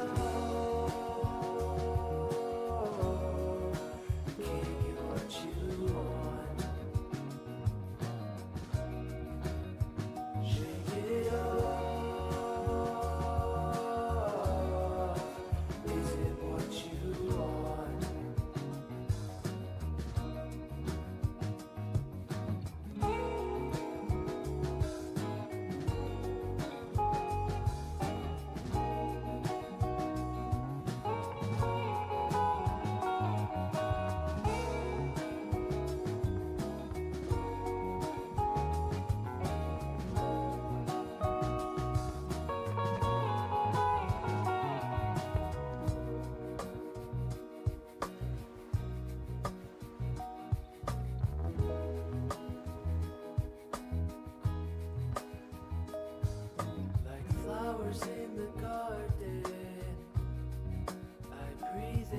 as I grow. And everything is changing as the leaves begin to fall. It seems I'm getting older, but there's so much left to do.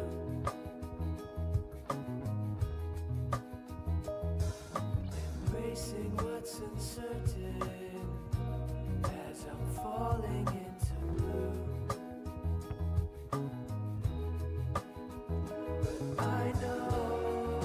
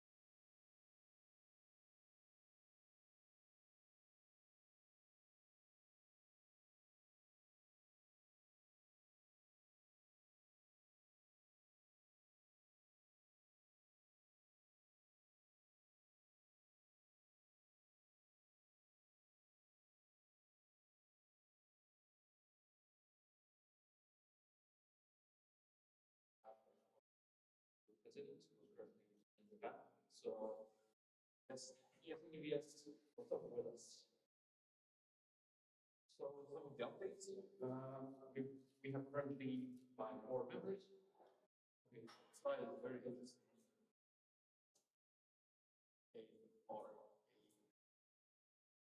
What did you do to file? It is, what did you do? Yes.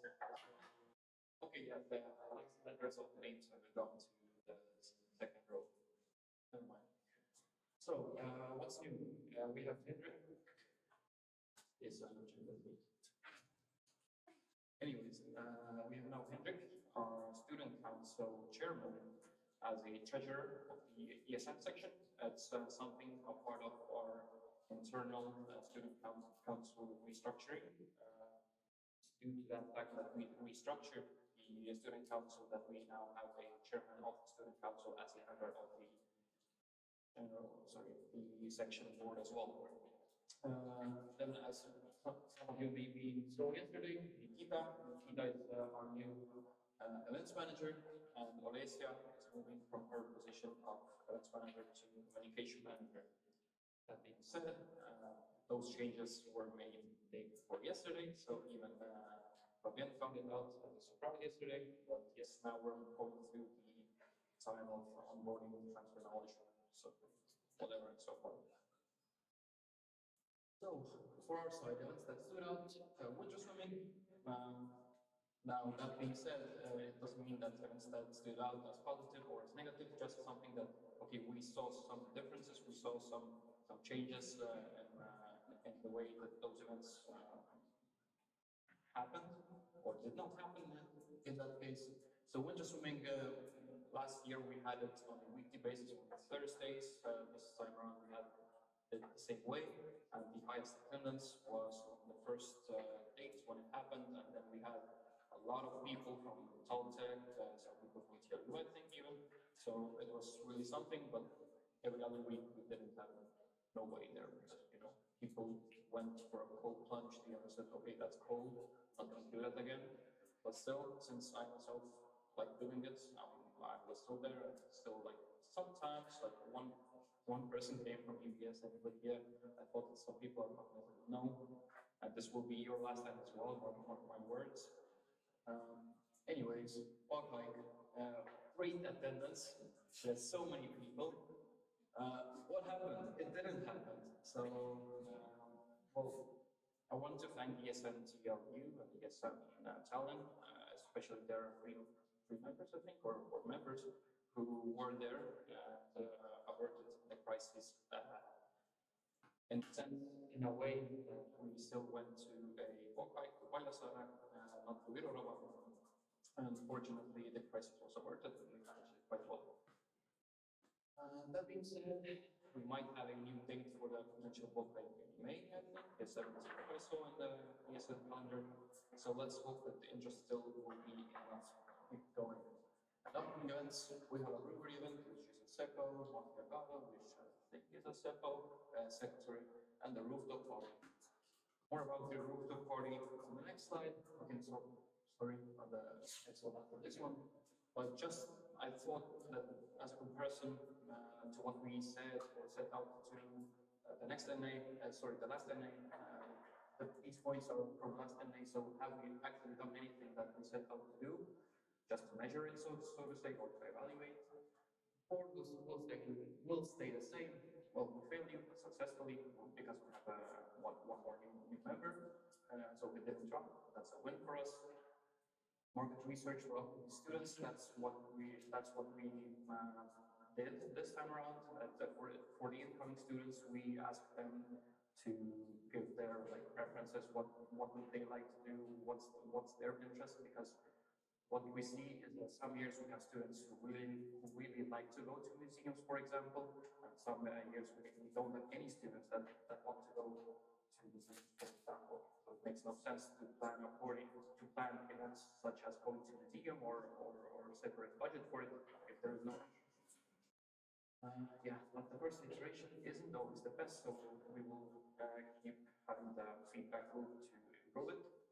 And finally, we have our own student council Instagram, so not the official school one. It's at Epsicus. Please go follow. Even more circles. Yes, we do have this semester. Well, I counted 22 events so far in the ESN calendar. Plus a restructuring. Technical did restructure. So we thought that ESN EBS is going to be a mix and match of student council with the events team, but it's something different. So now even within the student council itself, there is no longer EBS International Club, there is ESN EBS. That raises some other questions, but those are my combination questions. Anyways. And Helena leaving. Well, Helena left, Helena went to Japan. She's on her Erasmus exchange. Oh, okay, you're right. My clicker is in the pocket. So, how many minutes do I have? Timer 4 minutes have passed. Okay. Yes, Saturday. Looking ahead, upcoming student council elections in EBS, and in EBS it is as such that the General Assembly, who is also made up of students, decides out of the candidates who should be the next candidate for each field, as well as the chairman. So that means essentially that the General Assembly, if they don't have any people from ESN within the council, within the assembly, luckily they currently have me, that they aren't, well, cannot essentially evaluate whether the person has enough knowledge to run an ESN section. Which is a problem because there's a lot of things you have to know and a lot of things you have to do in order to run it successfully. First bigger collab with EVS7's team, which could be a, let's say, a catalyst for future events in collaboration with EVS7's teams, so we can use the manpower within our student council and not rely on maybe external sections. And more signals. Yes, this has been a good year so far. Let's keep it going. Yes, thank you to all of the people. And last thing, more plans for this year. We are doing everything we can to ensure a smooth change of board due to the upcoming elections, and send more members to foreign NAs because it's really awesome. This semester we have yet to send anyone, but yes, we are doing our best to send someone this semester at least once somewhere, because the knowledge came from NAs, for example, from Latvia, what we gained is immense. You can share your thoughts, you can share your problems, you can find resolutions. It's the best thing ever. And feedback for more sustainable section from students, from the student council itself, from faculty, and from the ESN network as well. So we're trying to implement a more, so to say, effective way of getting feedback from different sources in order to make our section a better place for the students, for the school to manage us, and for the students, for all the stakeholders essentially. And I think that's it. I'm not sure. Yes, thank you.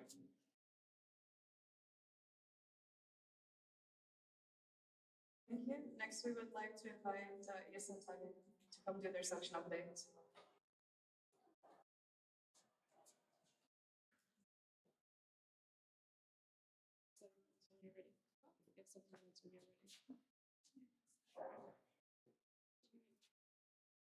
It's kind of all of you will be speaking first. Yeah, yes.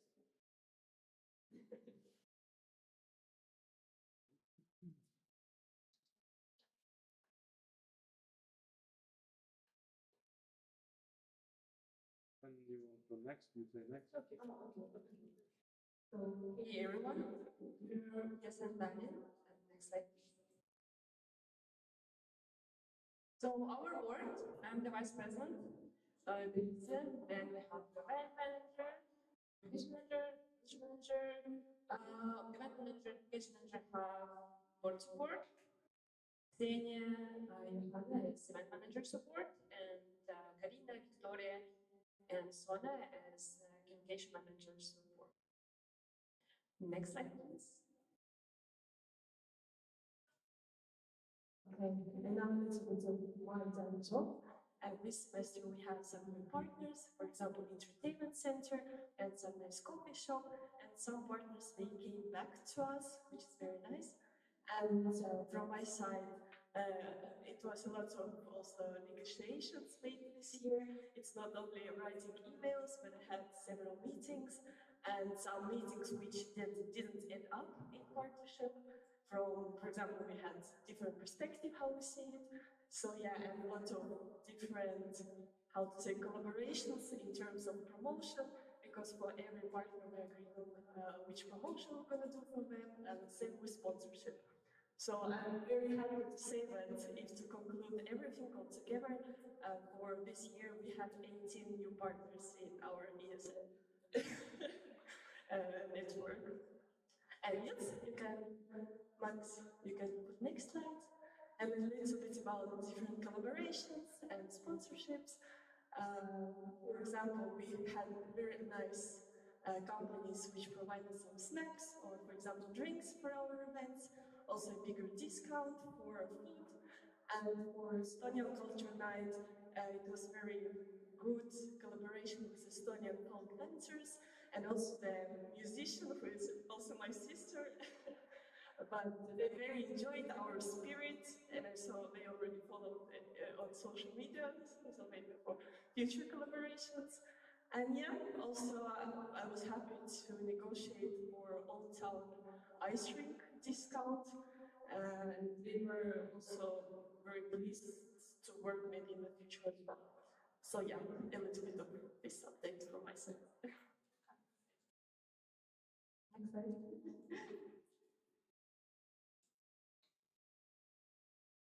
Also, Mina is not here, but I will talk on her behalf. We had a couple of very successful promotional campaigns.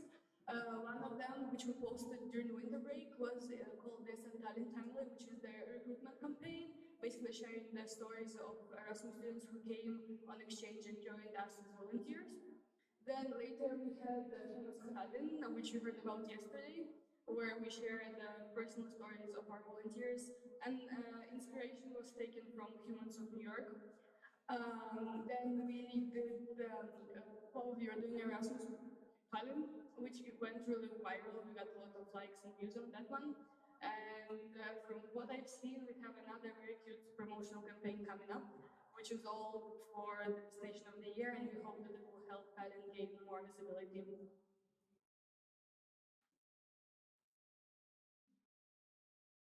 Yeah, now I'll talk about my babies, our events. We had a lot of very successful events this semester, even though the participation is much lower than in autumn. The highlights were Coffee for Victory, which was a charity event, happened a couple of weeks ago in collaboration with two local NGOs. We had the crafting night, which was very cute, surprisingly huge attendance. Then we celebrated Vaslapad. Then we had language workshop, debate workshop, and our new collaboration with My Little Friends Coffee. We had a coffee rave, the first coffee rave in Tallinn. It was very amazing, thanks to my lovely board support Ksenia, she organized it. So yeah, and we also had a bunch of successful cycles. For example, during the welcome weeks, we had welcome dinner, we had language exchange and meet and mingle traditional events. Then we had the welcome party, which in my opinion was amazing. Also trampoline jumping, city games, as always, and the Estonian culture night, which we again heard about yesterday.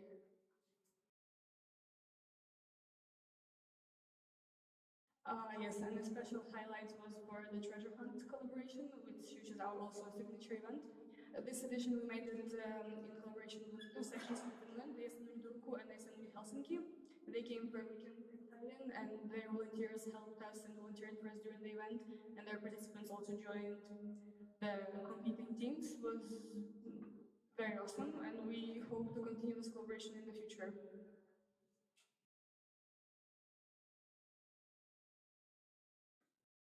Also, we did Erasmus in schools. We did in two schools presentations about Erasmus opportunities, about different projects, in total 5 classes and over 60 students.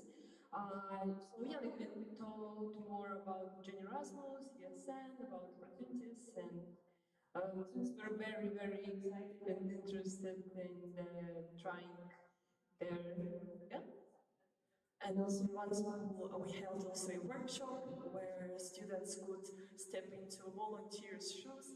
They had a budget, they had a volunteers limit, and they were brainstorming about different events which could be possibly made in the ESN in general.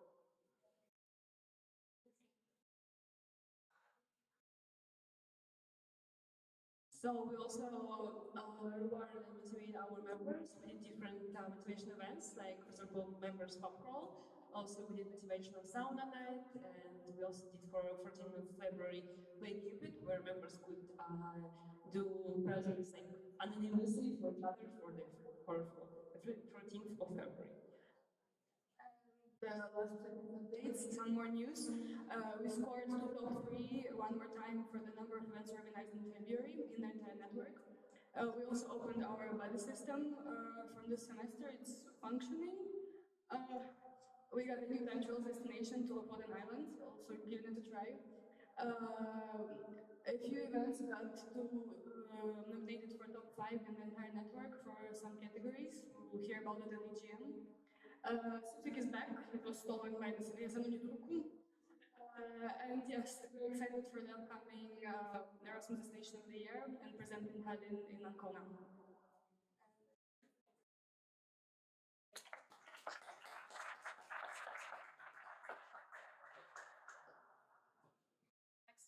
Next, we would like to invite ESN IC for their section updates.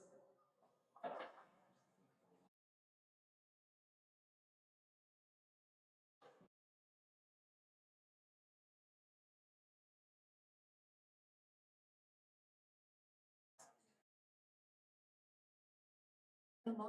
Oh, okay. Hi, this is us. Yes, I'm back there. Please, the next slide. Okay, so from this semester, I think something new. We have the new communication manager Mira and new VP Fatima. Hi. And also we have two new communication manager support positions, which is Elisaveta and Grace. And everything else, I think we have, and also our HR manager resigned. Something that you guys have to know. But yeah, this is us. This is our new support positions and also the new board.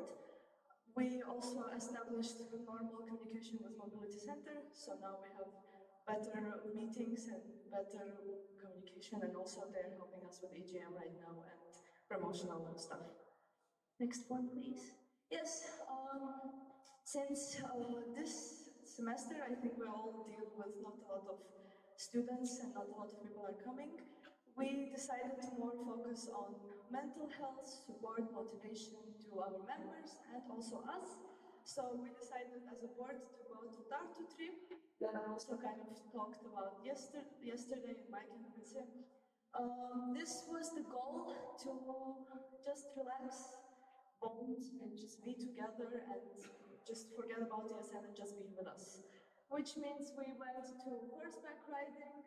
This was 30 minutes away from Tartu. It was very therapeutical. We were together, but also alone, and kind of taking it ourselves. And then we went for the whole night in Tartu and also partied and having fun. Next one, please. Yes, and we are planning the motivational weekend. Last semester we unfortunately couldn't do it, but this time we are gonna do it. It's in April, also soon, in 19th and 20th of April. The reason why we are doing it now is, again, because we want to say thank you to our members and we want them to feel appreciated.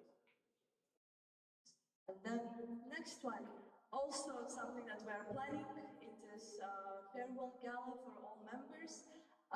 Usually we are doing it every year.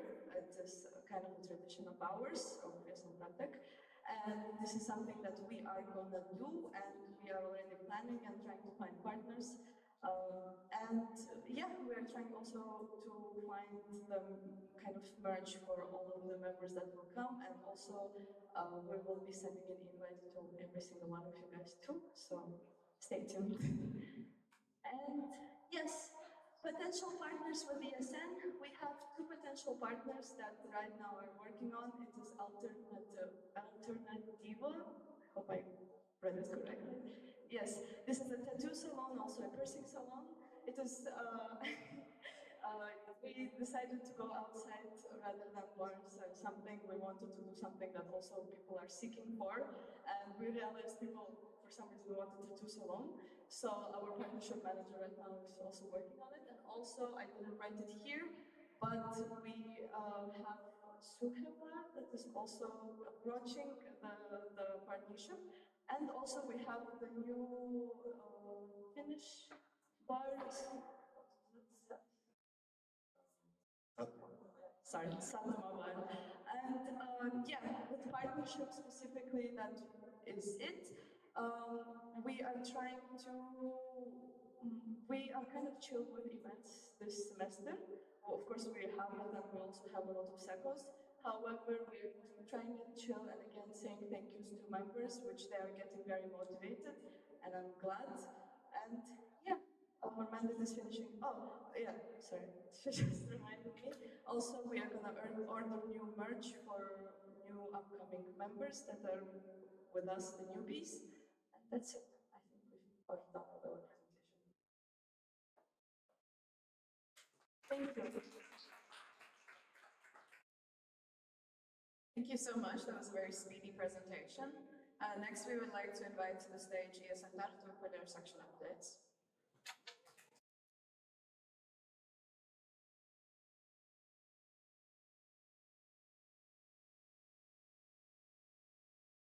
Hello, guys. So we have not as fancy presentation as our colleagues because it was made by our London resident Hannah, which is supposed to be having fun in Labyrinth right now.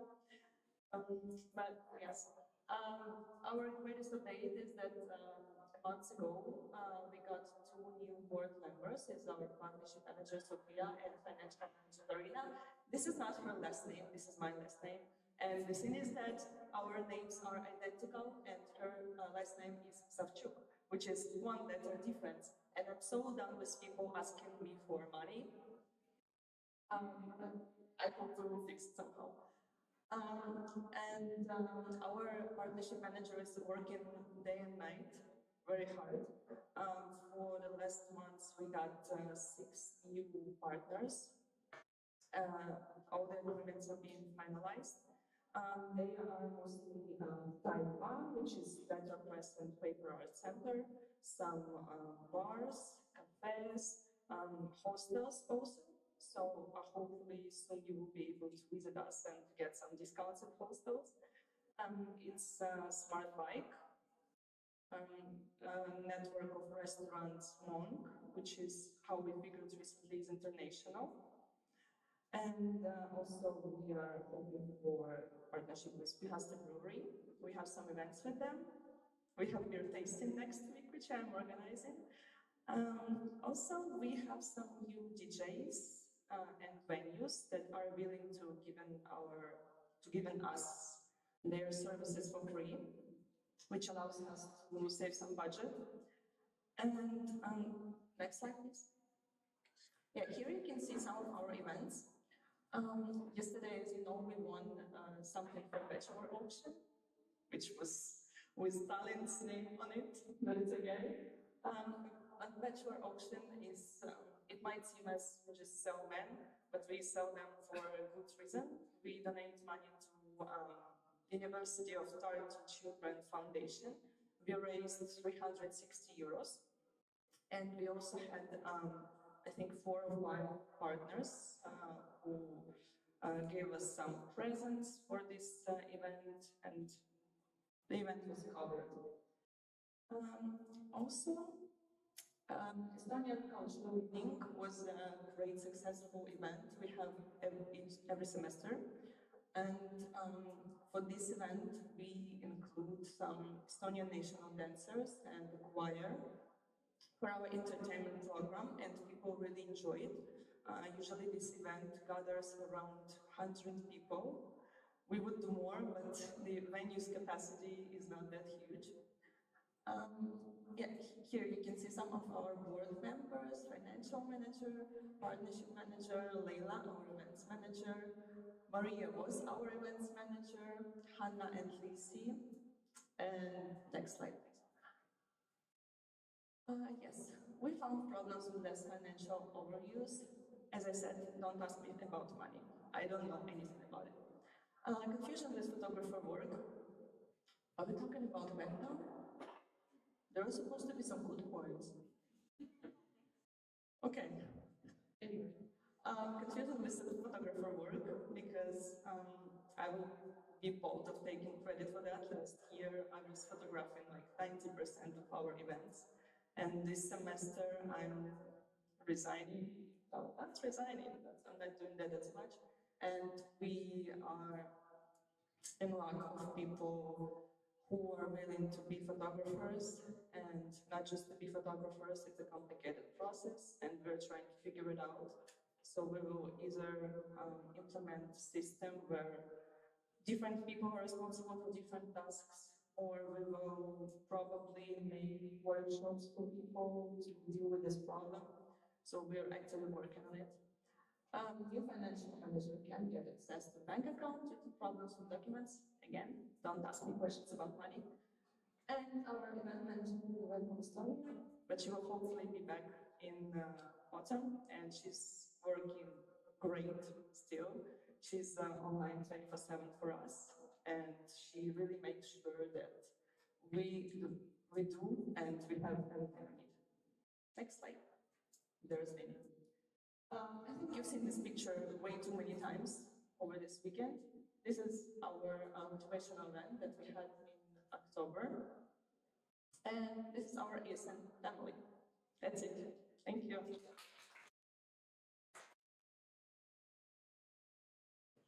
Thank you so much for your presentation. And lastly, I would like to invite ESN UIC for their section updates.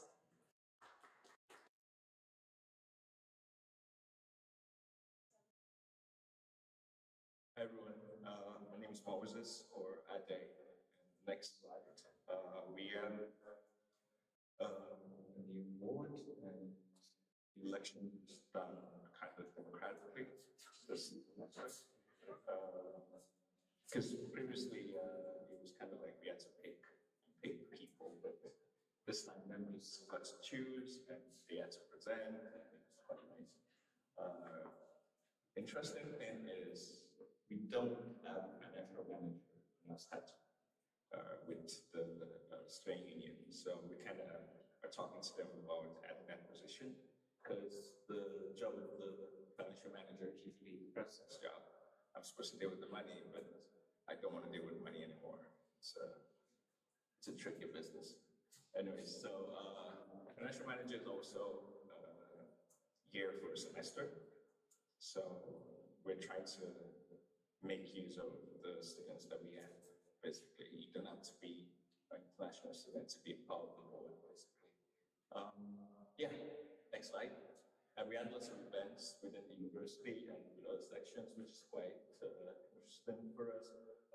Why I liked this part is because we're also part of the student union and we have somewhat work with other clubs at the university. So we're trying to collaborate more with like cultural club, Japanese clubs. We're doing a lot of stuff within the university as well. And also trying to make sure that we work with other sections. An interesting thing that came up during the election for the new board was we were thinking we're going to get 2 event managers, one to deal with university stuff and one to deal with secular stuff, but we're still deliberating with the student union about how to make that work. Next slide. And now we have a partnership with Aperture events. They're going to give us 30%. Anybody with ESN cards will get 10% off. It was quite interesting that I talked to about getting DJ to come for welcome party, and it was quite impressive. So yeah, we've got this done for the semester. Next slide. Yes, the appreciation gala. This was done major by Anna Maria. So kudos for the work that was done. Hopefully, we'll be able to continue more to do it almost every year. The new board will be elected in May because I'm not going to continue my tenure. I think it's a lot of work that we do, and sometimes we need a break. So I'm going to take a break after this semester because again, the PhD is also taking a lot of my energy. So a few of the board members are going to continue, and some of them are not. Probably out of 5 of us, we're going to have like 2 we're going to stay on, but I'm going to stay on as board support so I can kind of help the new board. Yes, you mentioned this update before, so we're making changes to our statutes with the student union. We want to add the financial manager, add an extra event manager to the statute.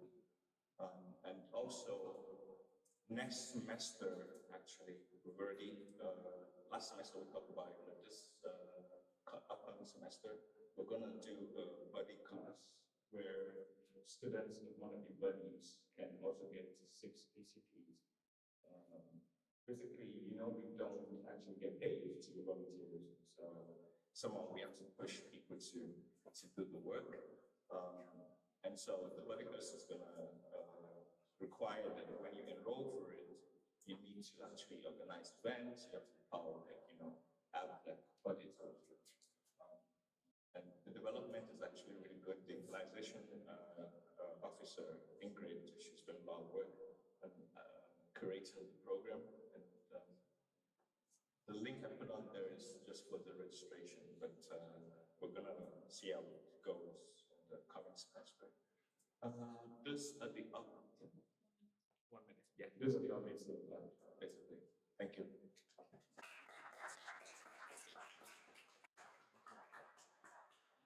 You don't need to go way too fast, because now I would like to invite up all of the section representatives, just the main ones.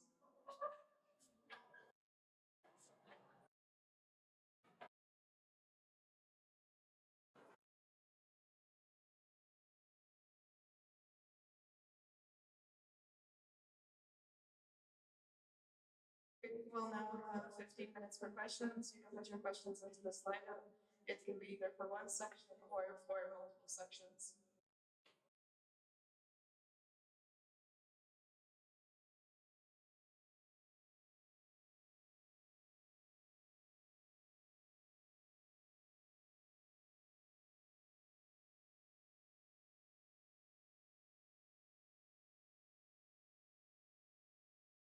Is anyone currently writing this meeting? Because we're live news session for questions.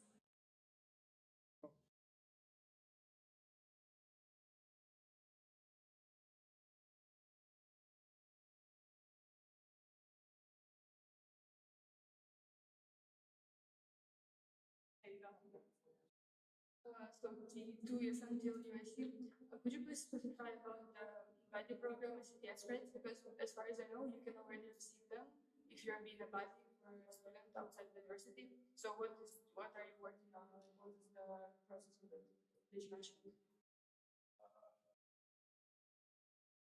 I already get this CPS, right? But it's about, I think, 4 or even 3 before. And basically, what we realized is volunteers did not necessarily do much. It was more about like just being a buddy.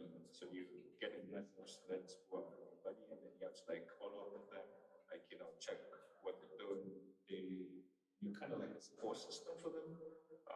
But we want them now, because of the extra credits that you're going to get, to be active with ESN TAIC, such that you're going to help with, well, you're supposed to have events, but some of them don't. So now you have to actually create an event. You have to create one. Actually, not one, you have to create 2. It's mandatory. So those are the checkpoints that we're like putting into the course so that it's more profitable for us. We want to make sure that this buddies eventually can be members of TAIC. So that's kind of like a way to drag them in. So much. Is there anyone else currently writing a question? Okay, then in this case, I propose to close the speakers list. Is there any objections? Thank you so much for your answers to the questions, UIC.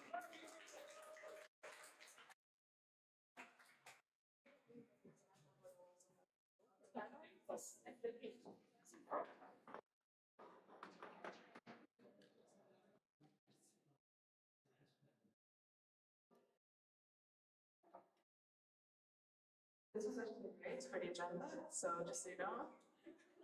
Now I would like to invite the National Board for their National Board updates and also the National Coordinators. You can sit, you can stand.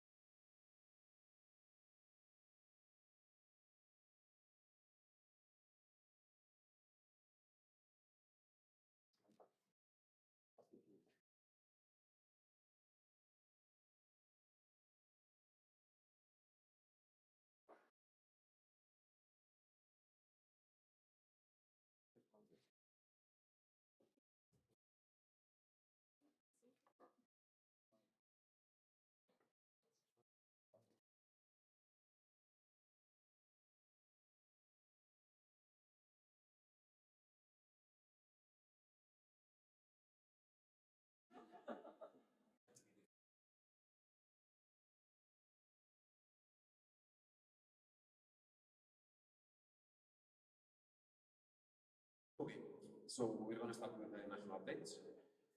We start with me, I'm Mark, President, and I'm going to talk about what happened since the last NA.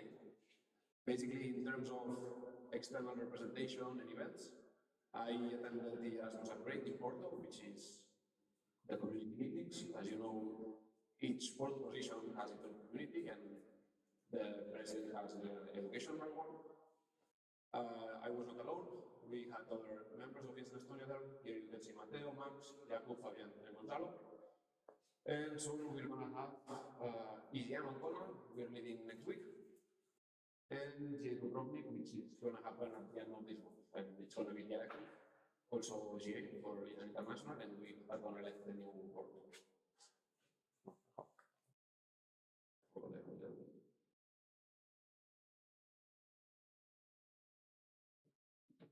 Okay.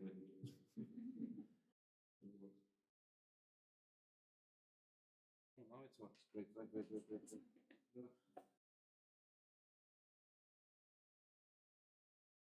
Okay. No. Okay, as you know, President's portfolio is partially covered by calls and meetings.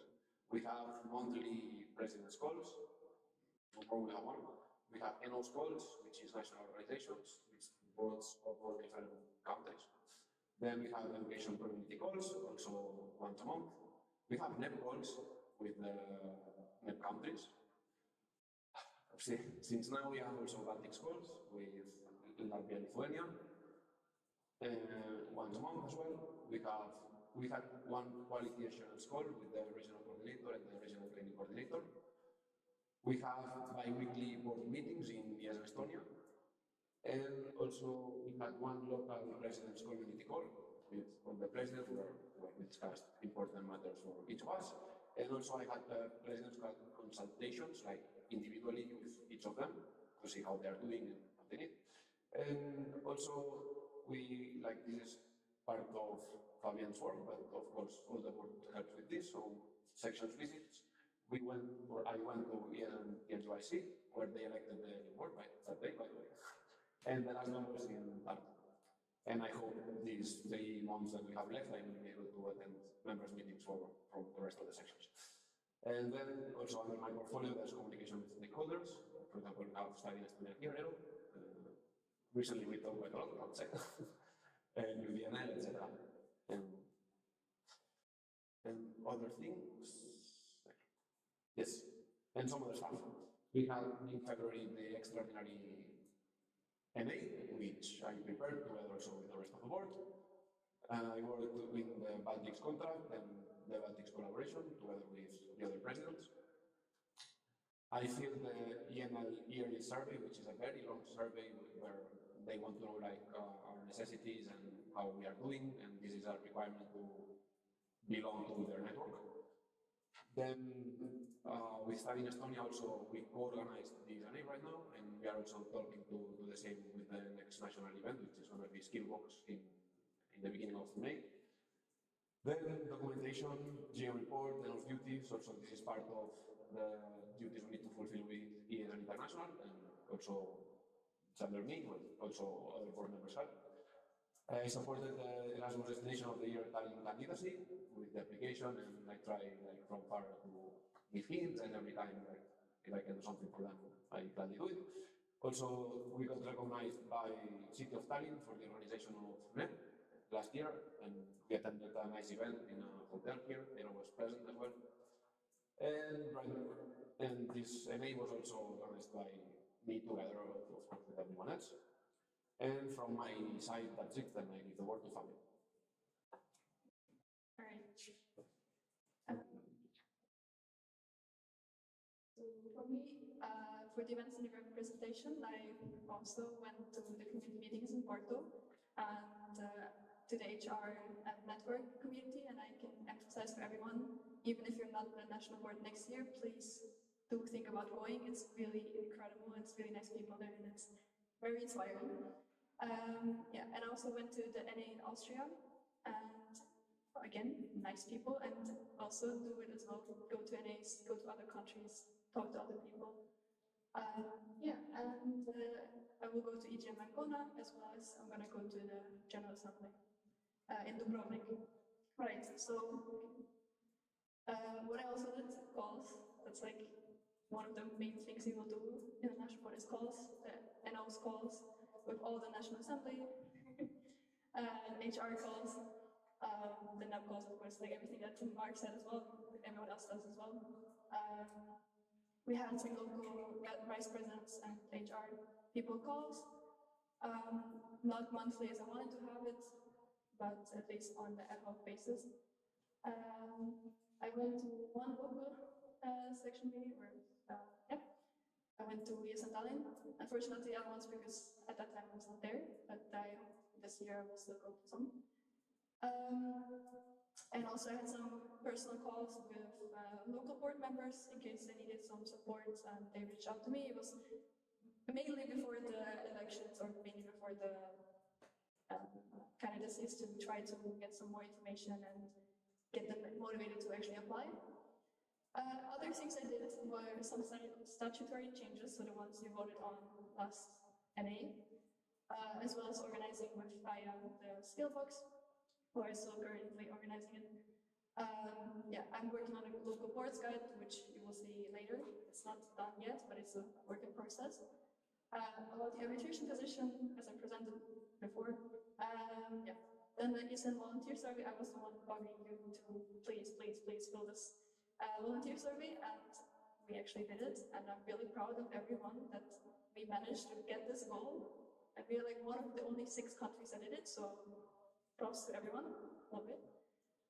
Yeah, then also working on the talent restructuring, and contacting especially alumni, getting their opinions, and having calls with them, getting their emails, and reading what they have about, and trying to organize it in a way that I can present it to you as well.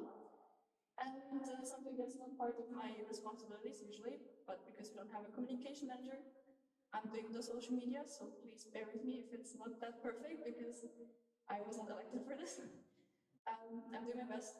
So if you have any pictures from this NA, I know a lot of people posted anything about the gala, please just link ESN Estonia so I can at least repost it, or you take some work of me, that would be really nice. Yes, and that was mainly it. I think probably it didn't work with type of it. Next one, I don't know. Hello. So, as you know, I'm the manager, events project manager. Calls and meetings, basically some of the same calls that were already mentioned, and I don't want to go through all the calls, or it was just boring. I participated in 3 section visits. Those sections probably remember me. I went to Tartu with Mark, EBS, and TNU. I joined calls for this Erasmus generation, Protect the Earth. I participated in the community calls of training and activities, and of course board meetings and blah blah blah. Next slide.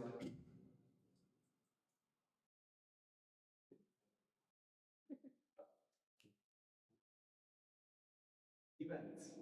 So I haven't been this semester in any international event yet, but I will soon be in EGM Ancona with some of you. I will also be talent coordinator for Sea Battle. That's going to happen at the end of April. And well, my biggest job so far in the board was this semester to organize this NA that's happening right now.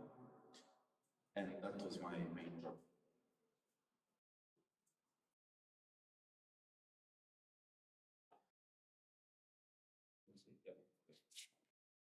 Hello, my name is Jakob. I'm the trainer right now.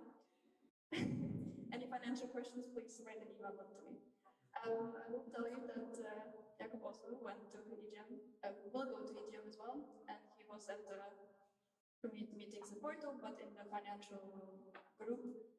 And he also attended some of the NOS calls, the NEP calls, and the board meetings, of course, and also his, I think it's business and finance calls, so the one from the community. Yes. That was it.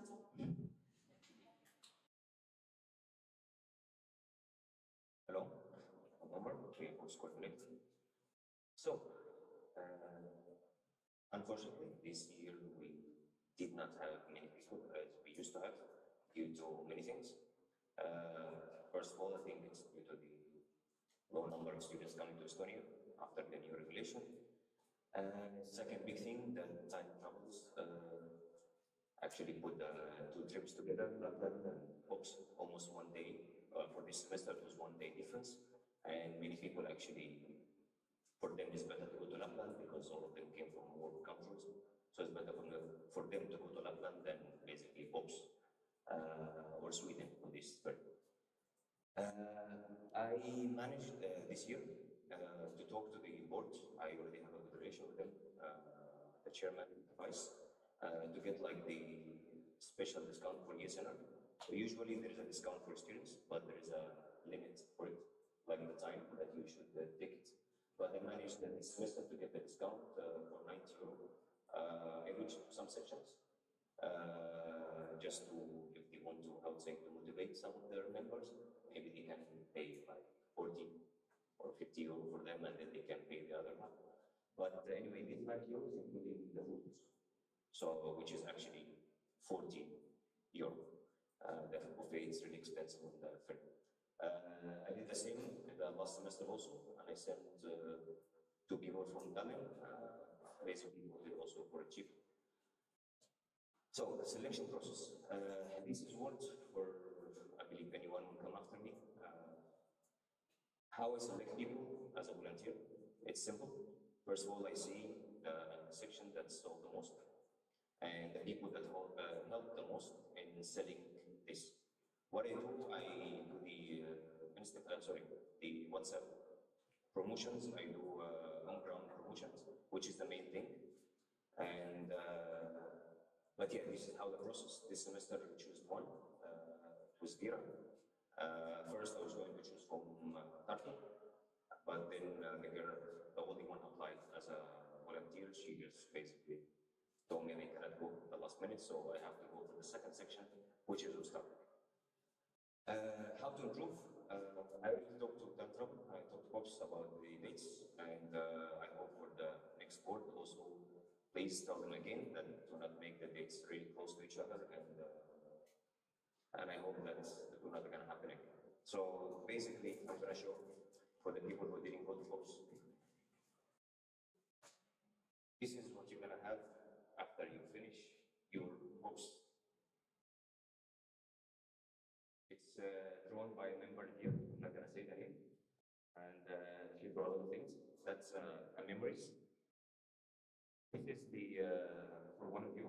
So I'm going to ask a question, and I do not want someone who already went to Pops to answer because it will not fair. Plus, this is the t-shirt for the another volunteer, the participants. So, okay, the question is easy.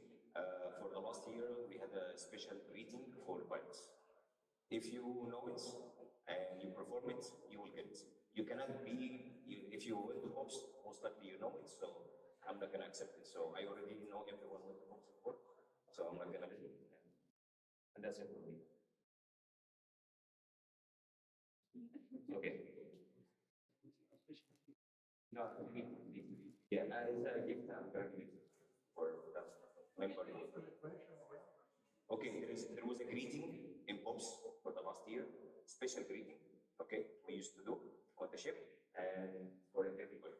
So if you would, I will give you this, simply. But not you to me because you already went to Pops. No, you already just went. But I'm done with you.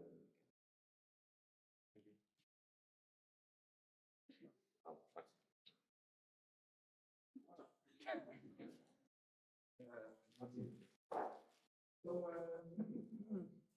my website, website. Last year, like half a year ago, something happened with the website that it's completely crashed, and the access was it was not possible to access it. I contacted another national representative, another section, to help me to solve the issue. We tried to do something, but it was possible to put it back for 1 week maximum, then it shut down. So to do now, it's a new website that is in pilot version of the website.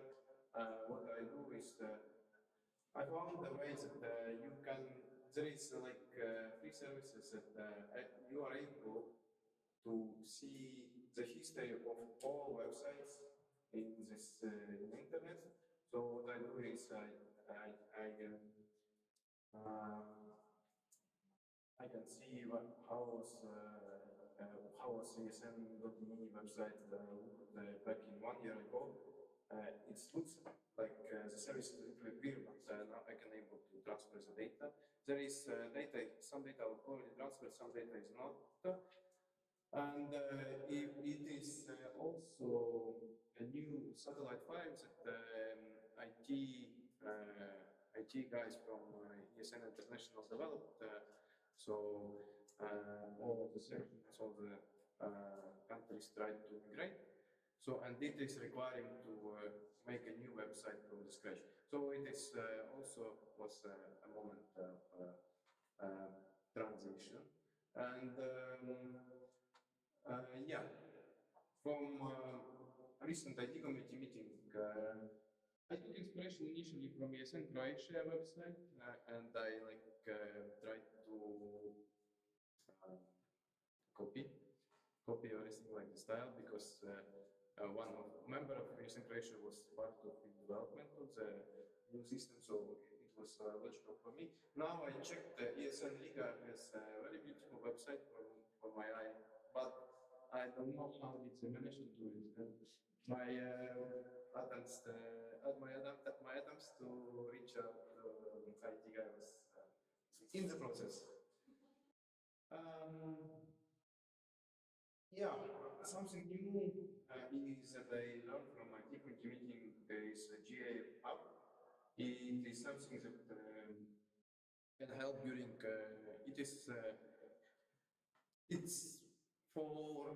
It's gonna be like GA app only for ESN Estonia.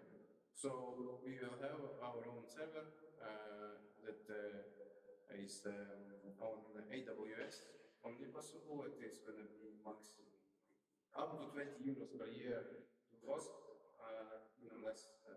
And it is like it will optimize lots of processes during the national assemblies. And it can be also used for general assemblies of local sections. So it's like infrastructure of yeah. Google Workspace requests something was with Google Workspace and regarding emailing systems and groupings. I was considering, I was thinking how come that, for example, there is no group, but somehow it is existing, and it's something I was confused, and I have to learn more about it. But for now, I cannot invest time in it. And now I'm technical chair of National Assembly. This one that we are here now. So this is the updates from IT side, from last of NA, from last minute. Yeah.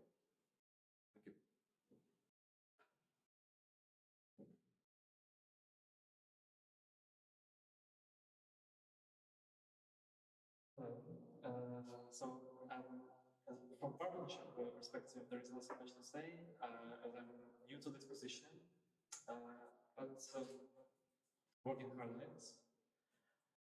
We are managing to get the new partner Alternativa, as it was mentioned by Santa D'Agostini, and the contract was already planned, and just wait for confirmation. Then we are working on the German Baltic Youth Organization. I have reached out to them. We agreed on the call already the week after EGM, and maybe we will be able to partner as they are interested and we are interested.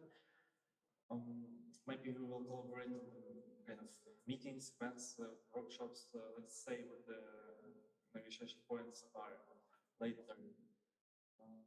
I reached to Tool for the discount. I think that this would be nice for now to have discount for scooters. For me personally, it's convenient to do that all the time. And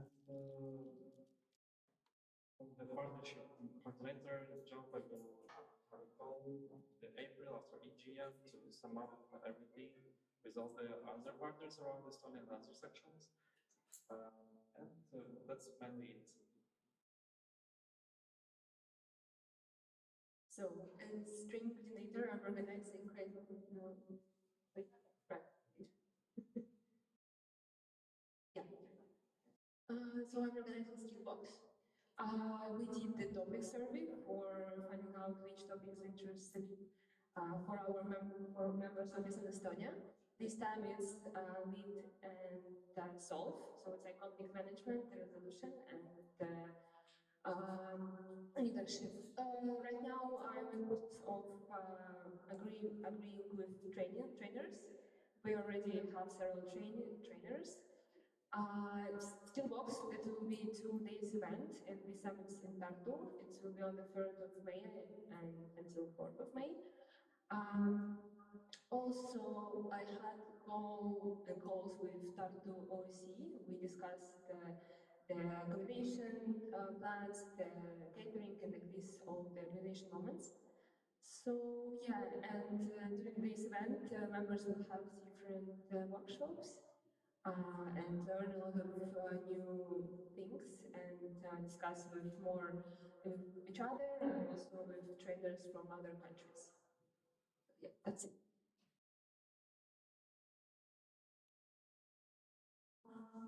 So I'm a rules education officer. I have attended the monthly calls of education community. Another bigger thing which I have done is support the organization of ESN. That's all.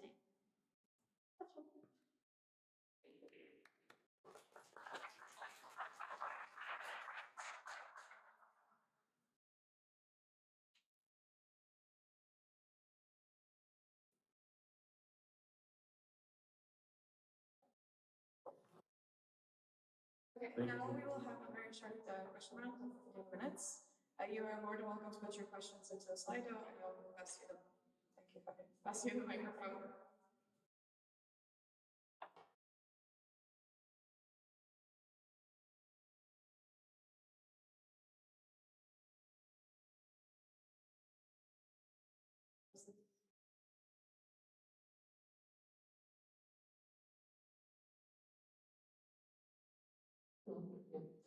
Julia Salvinius, a question you heard them.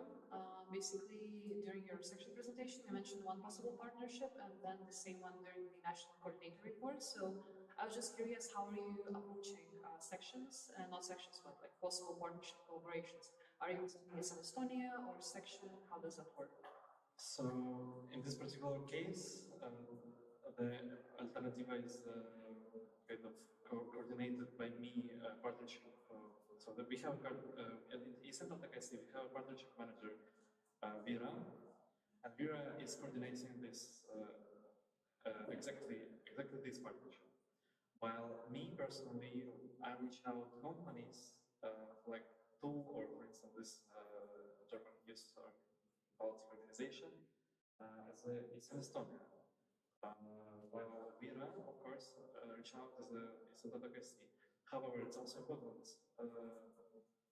It doesn't matter who reaching out. The partner is available for all the ESN card holders in all Estonia. Is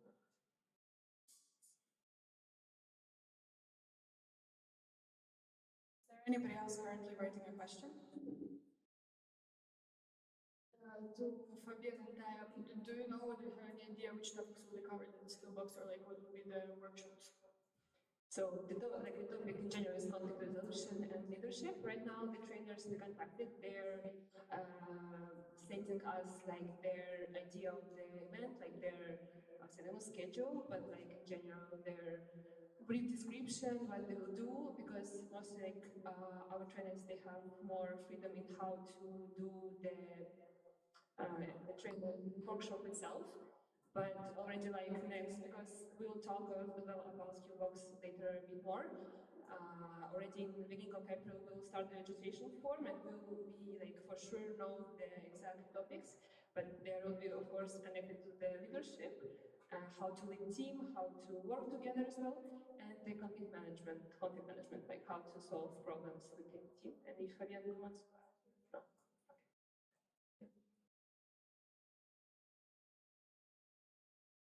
no. You, at the very first NA, was presenting us this lovely idea of having the national art games. Did we move somewhere with that? No, and I can say that mainly it's because of, let's say, lack of resources, like human resources and also time. But I have faith in the next events and project management. Is there anybody else currently writing a question? Okay.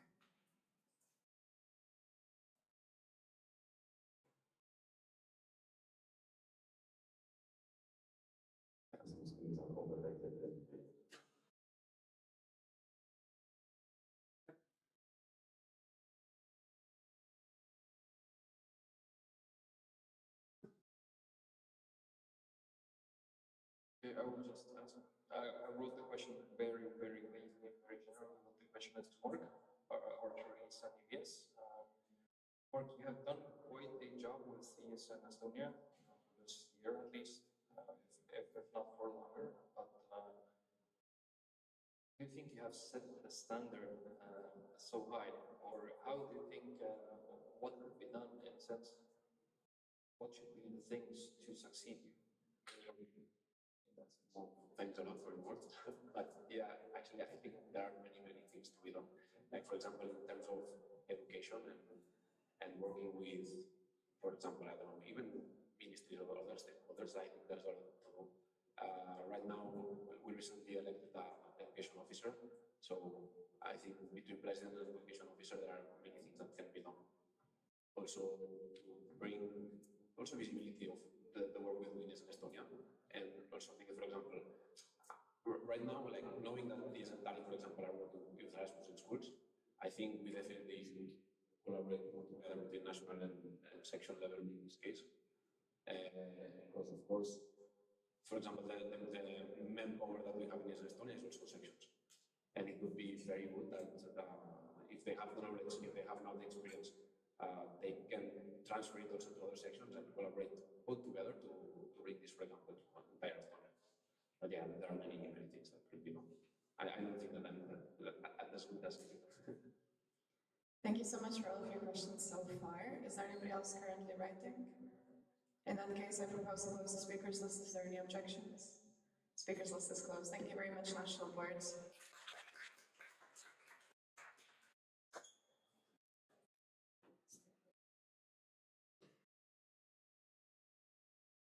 Now I will ask you to explain what will be happening next for your community time.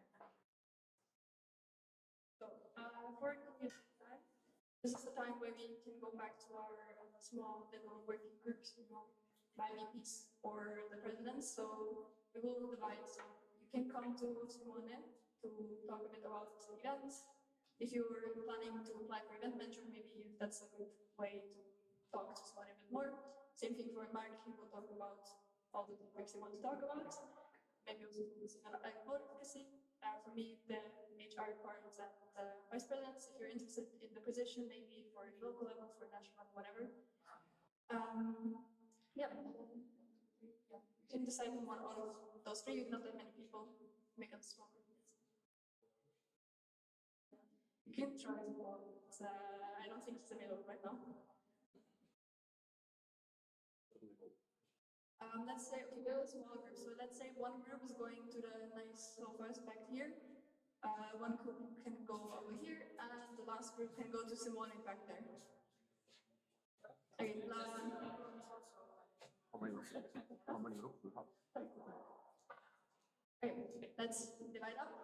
You can choose either me, Mark, or Simone, depending on what topics you like to talk about and what kind of environment you want to be.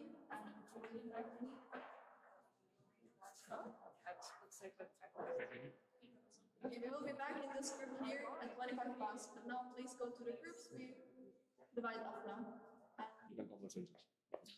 No, but international guests are welcome to. Yeah, of course. Let me just finish quickly the questions.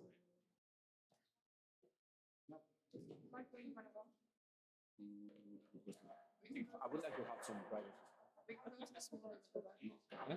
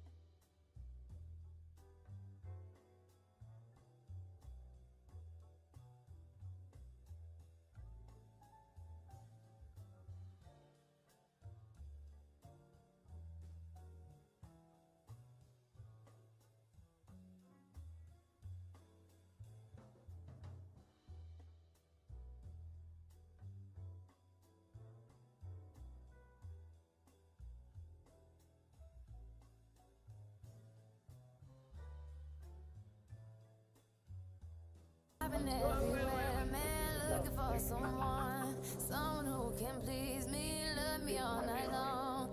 I've been everywhere, man, looking for you, babe, searching for you, babe. Where have you been? 'Cause I never see you out.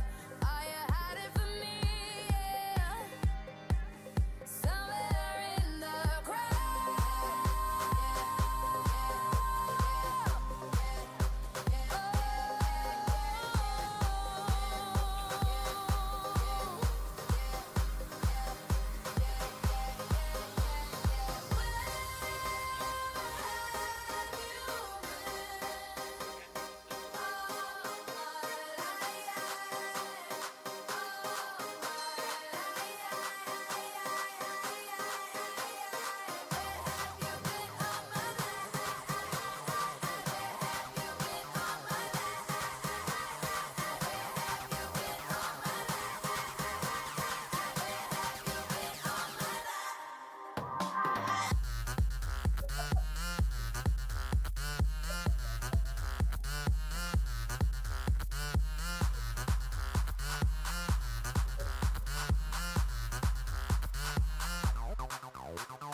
I've been everywhere, man, looking for someone who can please me, love me all night long. I've been everywhere, man, looking for you, babe, searching for you, baby. Where have you been? 'Cause I never see you out. Are you hiding from me? Yeah. Somewhere in the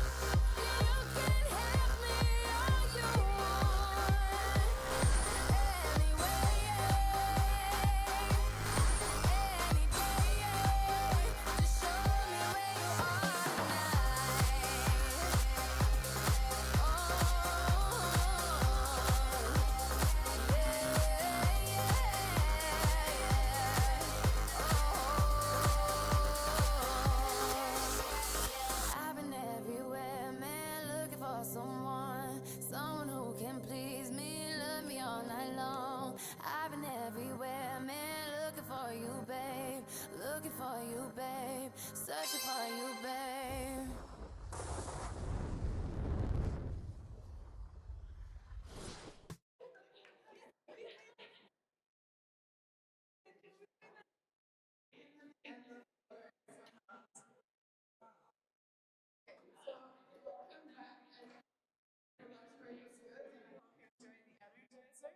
I saw it in your faces that you needed one, so I hope it did help. Now I would like to invite to the stage Fabia, who will be presenting about the local words guide.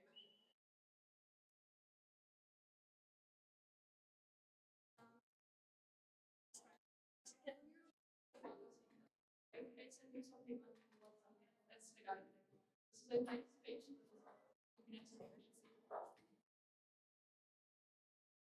So a little bit information about this document. It's a work in progress, so it's not done. There's still topics that are not yet fully covered. Yeah, I think that's proceed here. My question, Derek?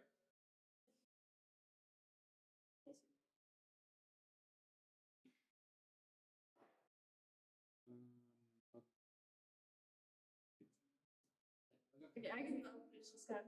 So, one of the main goals of this document is that the words, like the new local words, it's a quick overview of what will happen, like what's the main most important things. It's not like a complete guide of like how to be a local word and like every step by step. Like it's a short overview. And here you can see the main points of it. First of all, how to start as a new board, like the first steps. So in there should be like how to change, if you're an NGO, how to change your members in the then we also have the Galaxy account, like what ESN accounts, like some information about this, like so that you know how to use those accounts, and also to know actually what it is, because some local boards don't know, so that's something we have just a quick overview there. I mean, National Assembly, what's the National Assembly, what things you need to do before the National Assembly, things that you need to provide to the national level, like things that are important for the National Assembly, and also what is the National Assembly itself, like what can you vote on and what not. ESN card, of course, some information on like what is ESN card, how can you order them, what happens if you forgot to order them, like what do I do if I don't have any ESN cards, like who can I approach? You can approach national boards and international. Then section requirements, like first of all, what the national board in our statutes and the national statutes are your requirements that you need to fulfill, but also then the requirements that you need to fulfill for the international level, especially like the mentioning of this survey that you will need to fill at the end, I think around August. That's very important. If you don't fill it, you're out, so don't forget to fill that one. Then, of course, legal matters, that's one thing I haven't touched on yet, so if you look through the document, you'll see that there's something. But of course, what are statutes, the General Assembly that you will have, like your own, if you're an NGO first. And something is under there, I forgot. Then under IT stuff, there could be of course more, but it's just a quick thing, like about the section homepage. Yes, we don't really use it right now, but there should be some information there on how to maintain this website, how you can access this website, what you need to have on this website, what you need to change on this one. And same thing with like if there's anything on Galaxy that you need to put on. Then for the financial stuff, I mean, what is a bank account? How do you start a bank account? Like as a section, like how do you start a bank account? Like what is important, especially for Estonia, like what's general rules that you need to have for a bank account? Like how do you change the owners or anything? Then also basic treasury stuff, like what's important in there, need to have and need to do as a treasurer. And also how do you create invoices, what's need to be in the invoice, like what, just like basic information, like nothing too deep. Then for communication, I just right now put the visual identity manual, just to mention that you have a quick access to those ones, that you know. That's one thing I noticed as being half a communication manager this year, was that, of course, not many sections knew about what the specific rules were, so I was texting everyone in the middle of the night, like, please take it down, like, we need to change it, because it is important, because we have the women police, and if you get a report, if you do it really bad, you're out of this organization, and we cannot do anything about it. It's just because we didn't follow the visual identity manual, so that's why it's mentioned there. And then what is ESN Estonia, about the national board, the civic positions, the emails, and everything. And then ESN Estonia in a year, the national international events, just have like an overview of what's going to happen, usually in February and stuff. So let's go through the document quickly. Again, as I said, it's not fully done yet, it's a work in progress.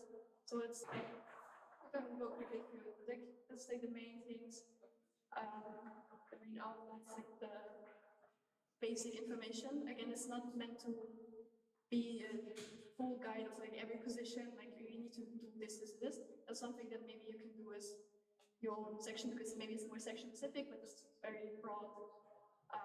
And again, it's not completely done, so that's something if you want to say something that should be in this guide as well, like something that I should put in there, then tell me yes. Yeah, there's section requirements. Yes. Mistake. Yeah, legal matters, as I said, I haven't touched this one. I need to look through the Estonian legislation before I do this. Yeah, can keep going. So like a quick overview of what it's been. Again, as I said, everything is not fully finished, work in progress. It's, and of course, there's always links to different documents. If there's other, with the ESN wiki or anything, like there's links to this that you can look through. And it is our events that we have. Oh, SG. But, yeah. And it's basic overview of this document. Any questions? Right now, anything that, like I give you a quick overview of what should be in there, but of course it's not complete. So if you have any topic that you think that was missing when you started in your local board, and you think it's important for everyone, then say it now and we can put it in there.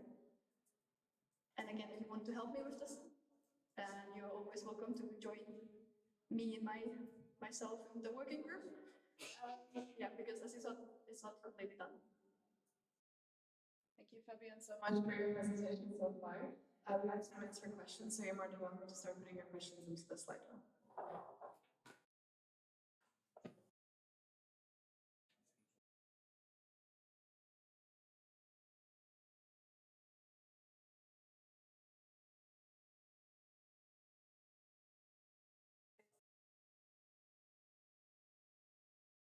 Is anybody currently typing a question?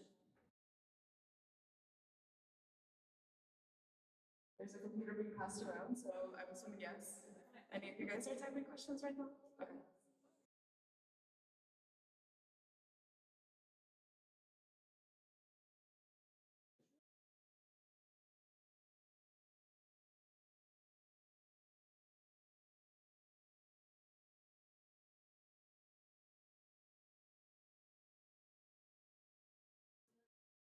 Okay.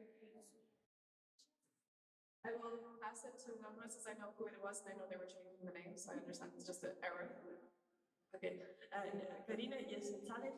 I just wanted to add from my perspective when I came to the board that I missed information about the ESN card website, how to manage partners there, and overall about partners to add as well. That's good, that's good. I will add that to that. I know that there's a part of it that says like ESN how to register, so you can teach that to your students while it is, but of course that part's I totally forgot, I'm sorry, but I will put it in.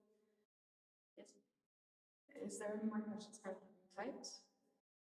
In that case, I propose to close the speakers list. Okay, there is an objection, so we keep it open.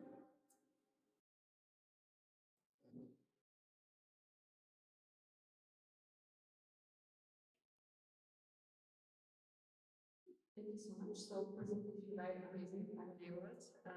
Yes, I'm Penny and Julian. So we actually working as well with those guys. Like 2 months ago, we started working on those like specific position specifics, and we added them to action plan of like our future year. And I was thinking of some general stuff not specified. We can maybe do like collab or something and do it together, because I think like it shouldn't be you yourself and you again.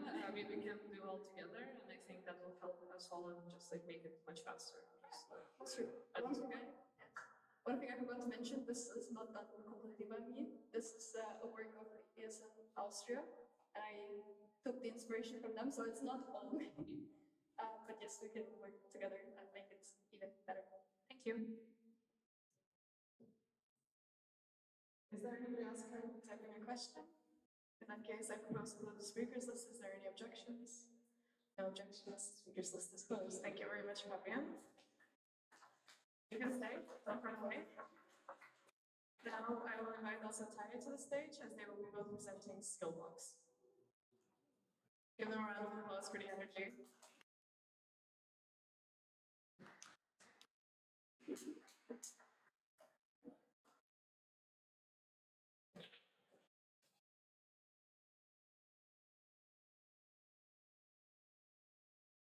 So talks will happen in Tartu on the 3rd and 4th of May. Right now we are in the process of its organization, and it will open, the registration will open on the 4th of April. The participation fee right now we're calculating it. It depends on some stakeholders, but it will be for sure less than 45 euros. And actually, it will be probably two participation fees. One is with accommodation and other without accommodation. The participation fee will include meals for both days and yeah, like accommodation or without accommodation. The topic for this year is lead and solve, and basically conflict resolution and leadership. There will be different trainers, also from different countries. So yeah, and also there will be, of course, social program and other activities to learn more from each other and to discuss different topics. One thing that's really important for this is that we most likely get money from Study Estonia again.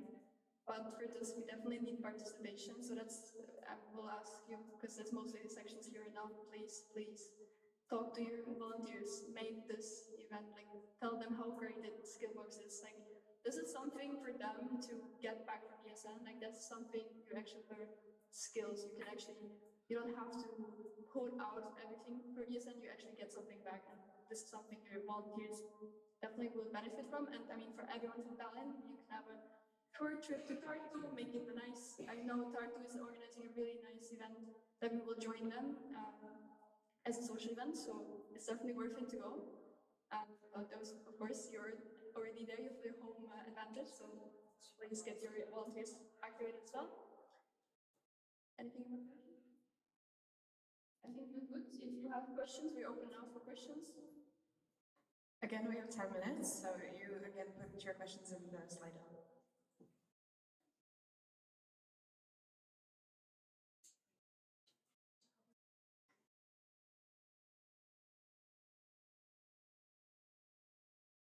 Yeah, I want to add also that from national perspective, we will try to make this event as cheap as possible because the main intention is that volunteers can come and get something out of it.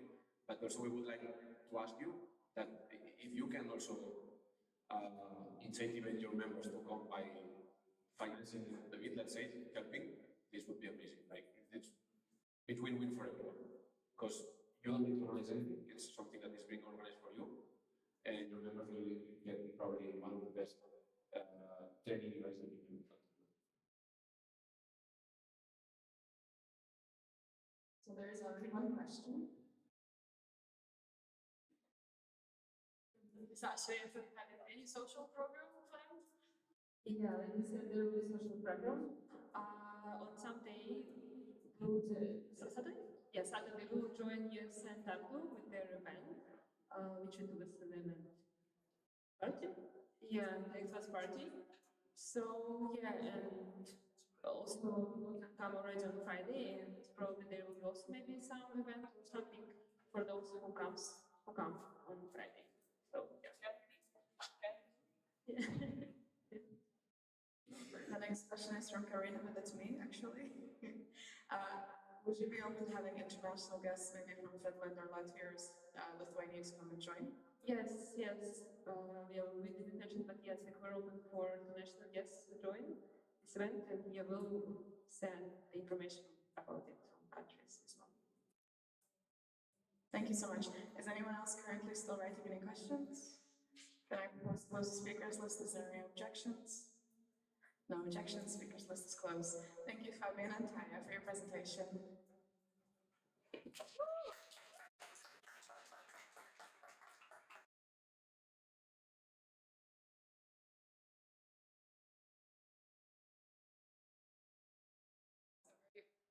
Are you guys ready for the voting results for the National Board of ESN Estonia 2025-2026?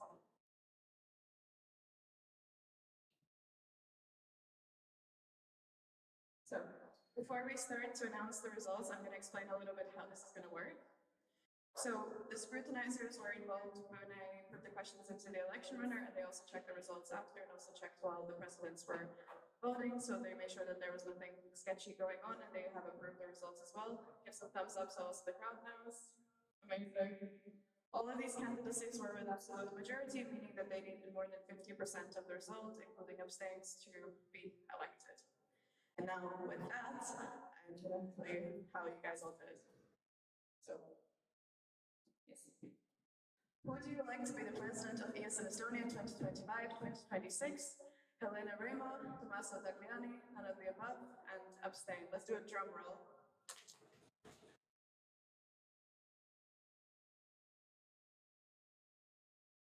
And you. Congratulations.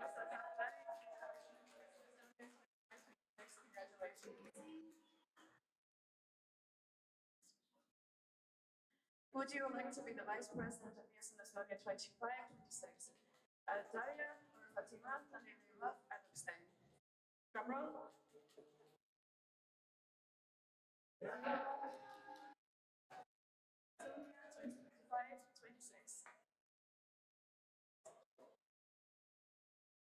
Would you like to be the events and project manager of ESN Estonia 2025-26?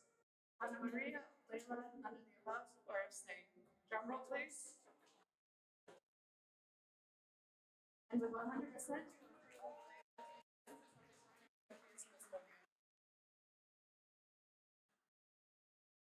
Would you elect to be the financial manager of ESN Estonia 2025-26?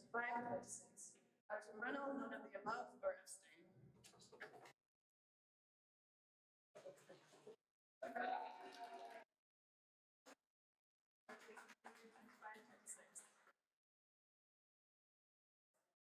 Would you elect to be the communications manager of ESN Estonia 2025-26?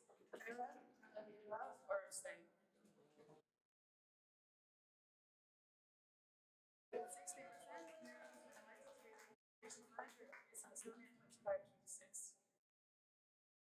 And lastly, would you like to be the IT manager of ESN Estonia 2025-26? Maxim, none of the above, or abstain. And with majority, congratulations. I would like to invite the newly elected national board members to come to the front and give any words if they wish. Give them a big cheer, they're just going to like that.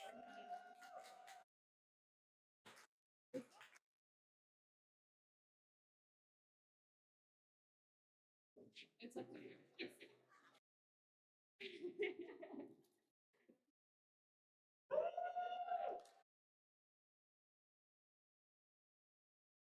So I don't really have a speech prepared, but I'd like to thanks everyone. Hold your horses because we're gonna do great stuff next year.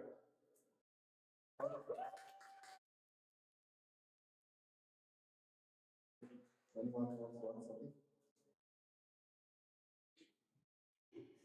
Just want to say thank you all of you guys, and I'm so excited that you're board, and let's see how good we can be. Yay!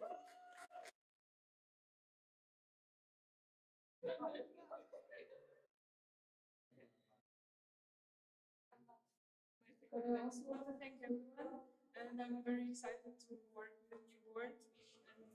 And let's see. Thank you.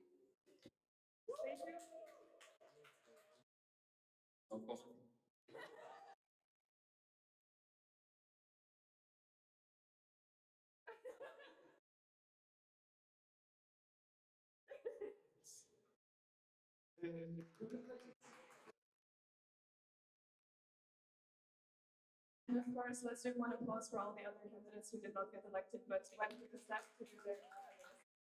It's really amazing. Maybe the national board would like to add some words to the new national boards.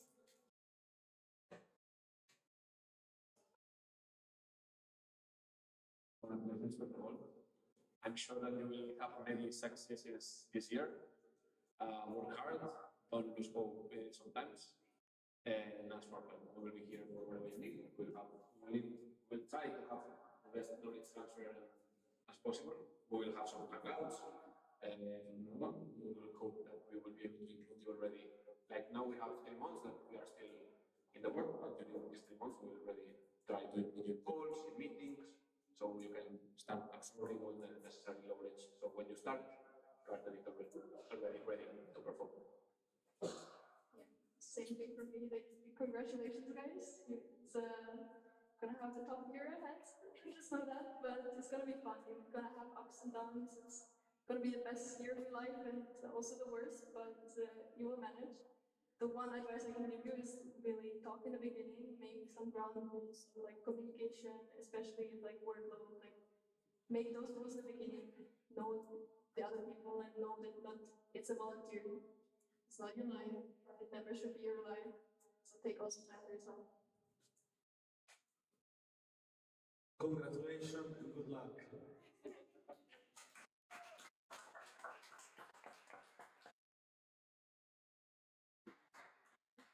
Now we'll be listening to Fabian for feedbacking from the national board. His presence now.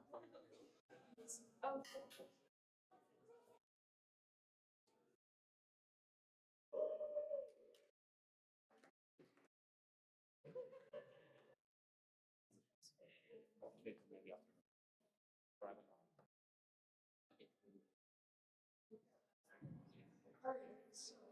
Now what? Will be done in two groups. I will split you later into groups. One group will be with the national board, the other one will be without the national board, and then we'll switch at some time.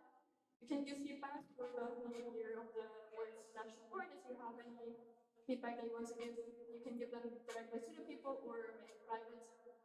Just be respectful. You can also give feedback for the NA itself, for the CT, for the OC, like everything you want to feedback from this experience today. Anything you want to mention, just write it down. How we will split it up, I will do it like Austria because I like that way. And I want to divide you in a way that can you all stand up and make a wonderful line, and the people close to me will be the most experienced ESNers, so the people that have been in ESN for a long time, and then down that line, the other side is the one that is the least experienced, and then you will make that line. By years, by months, by very detailed, like you know, like from school, like the day, year, like those kind of things. Okay.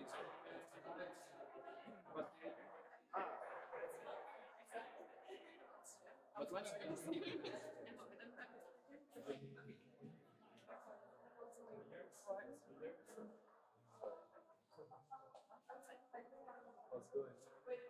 Okay, guys, I think you're good at not talking, making a line, and know that the line looks like straight.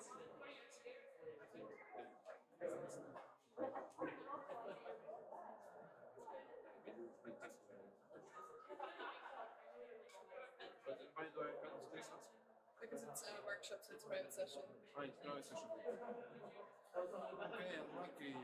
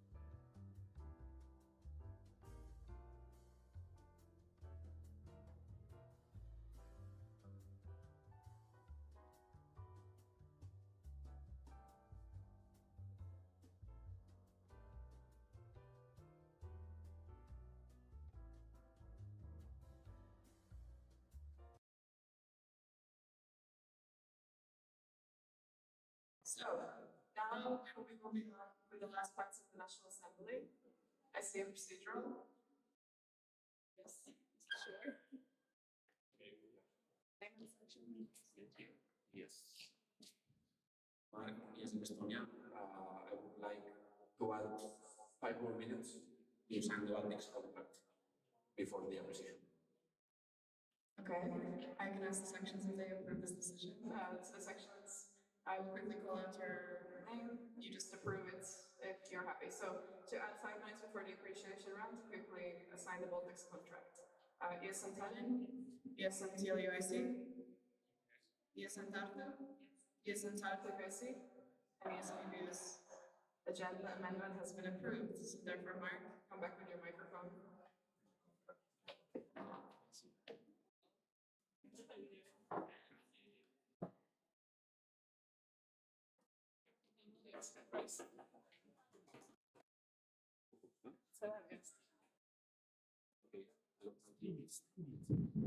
Yes.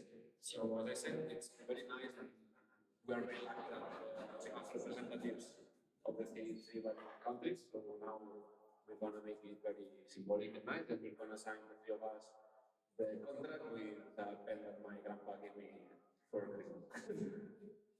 Okay, so it's sign.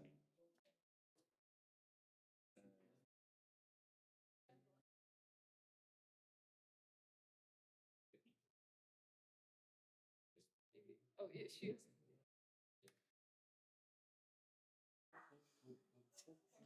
Put some music maybe on or something. You can sing. Okay. You can sing, sure.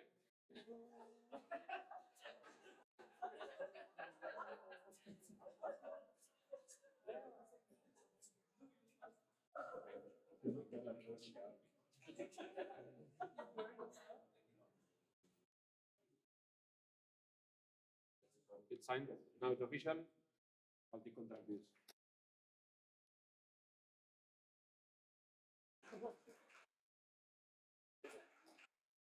Yeah, you like do the handshake. Like this.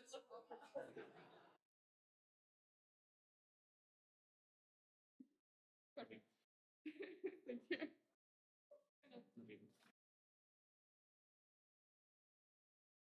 Okay, now that we have signed the Baltic agreements, we will move on to the appreciation round. So I open the space to everybody to give their appreciation to the chairing team, to the national board, or to the organizing committee. You do not need to use Slido, but we will have it in the background if you just would like to put some fun words or comments. But just raise your hand and I will pass you the microphone.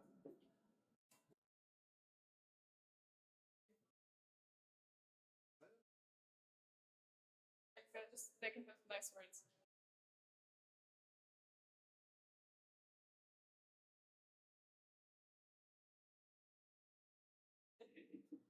Okay, yes, I'm Julia. So, yeah, let's start from cheering team, our amazing slave cheering team. This year, Panda did not join, but he did a great job. Everything was on time, all the information was on time. We get to know everything, all the emails were sent, all the information on data to inform us in a very nice way. And you were firm when you needed to be with us. So it's a really nice thing actually to have us not shouting to you like when you stop, but actually being very polite and nice. And yeah, also we always on time with the agenda. So thank you so much. It was very efficient, very nice, very professional, as you always are. All the steward professionals. So thank you. For the OCs as well, we like the place. Amazing food was gorgeous. Honestly, like I see people just taking it home and home, for extra portions. So that's amazing. Evening part as well was fun. And for national board, just thank you for doing this event, for keeping it going. It's 3 more months to go. And yeah, you're doing a great job. Keep doing it, I guess. I'll tell everything else already was told by me before.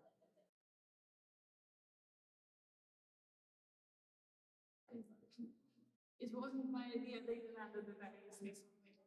So, I will kind of repeat what you said, but honestly, thank you so much. The experience team, as always, very amazing, very organized, very structured. Thank you so much, the OC, for the food and for the venue, and thank you for choosing the place in the city center. I know it's not in Helpik. Thank you for the food. special appreciation for yesterday gala plates or whatever. And thank you for picking up all the social program last night. And I think, yeah, thank you, National Board, for all the work that you did throughout the year and this event. And thank you for actually considering our request and what we ask from you and bringing it to life. And thank you for listening to us. And thank you for everyone who survived until the end and is still present here.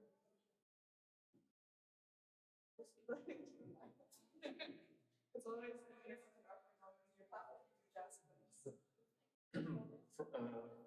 Artem, nice to meet you. Thank you for listening. It was really nice. Thank you, National Board, for the organization and for like structure and stuff, and OC for the food as well. I enjoyed it. I enjoyed it. Thank you so much, and I hope for the next national boards can follow your like practices and organize such nice NAs in the future for the next for the future of the network. Anybody else would like to make some comments?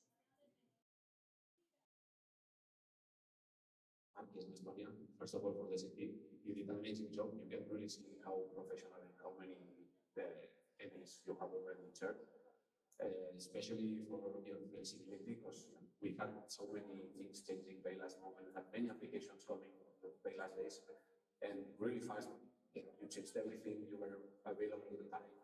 The communication was amazing, like at least from our side, like national board and charity, it was perfect. Feedback of the time, like all good. I have no complaints. And even during DNA, when we were maybe out of time and because of presentations were like too long, even in that moment you could like remove some minutes from other places, make a rearrangement, so everything would end up at the right time. So I really appreciate it. And for the OC, thank you very much. It went really well, I think. The food was amazing. The venue in the end, it was nice. And I really appreciate how you were like super available. Ade, for example, when we asked anything that, for example, we need to bring this like 10 minutes ago, it was like, yeah, I will do it fast. Super good. DBS, as always, it's amazing. Like that room for gathers, it's really, really good with music. Like all the food, and also yes, it prepared, and the catering company was perfect. Like the portions are good, the food is good, and personally it's healthy. I really appreciate it. So I just have good words for the OC as well. And for the board, I said everything already, like best of luck. Maybe one of the others on okay, so that's all we have both of them. Any other questions? From the OCS part, thank you everyone who came here. It was a challenge. There were many things happening in between, but in the end, everything turned out nice and without complications, I would say. And it seems like people enjoy it. So that's what's most important, I guess.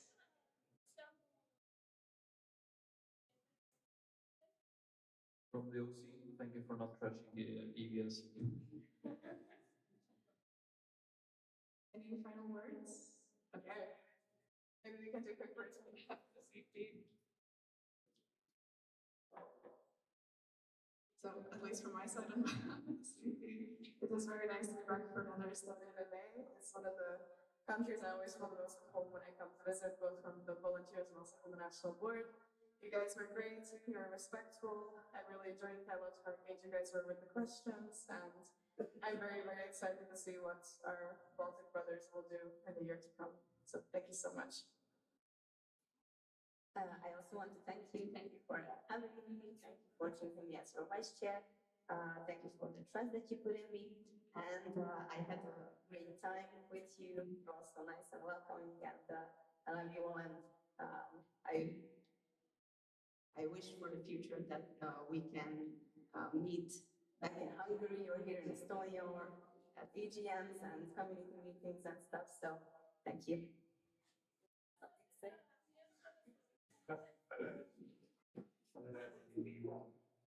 Yes, thank you everyone for coming. have technical issues, so it's okay with the presentation. And congratulations on the new board, and thank you everyone who, thank you to our neighbors who came, and also to our national MA. Yes. Thank you. So I would like to invite your president to do the closing words of the National Assembly.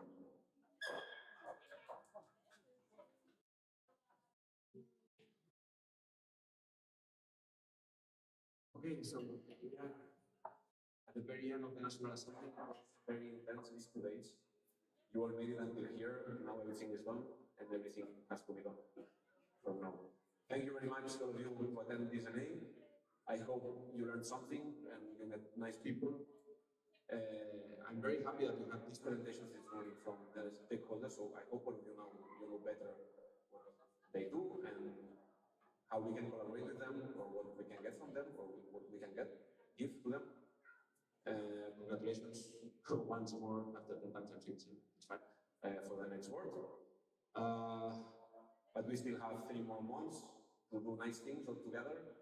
I hope from now on we will be really close, because we want the knowledge transfer to be in the best possible way. Thanks to the National Board, thanks to the chairing team, thanks to the local boards members and international guests. And with these words, I officially close the 62nd National Assembly of ESN Estonia.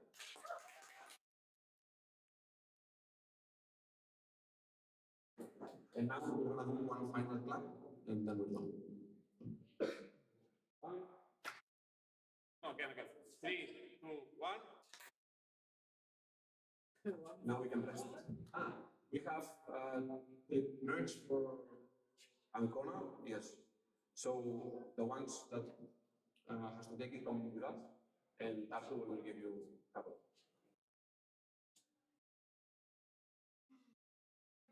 Make the announcements now that it's closed.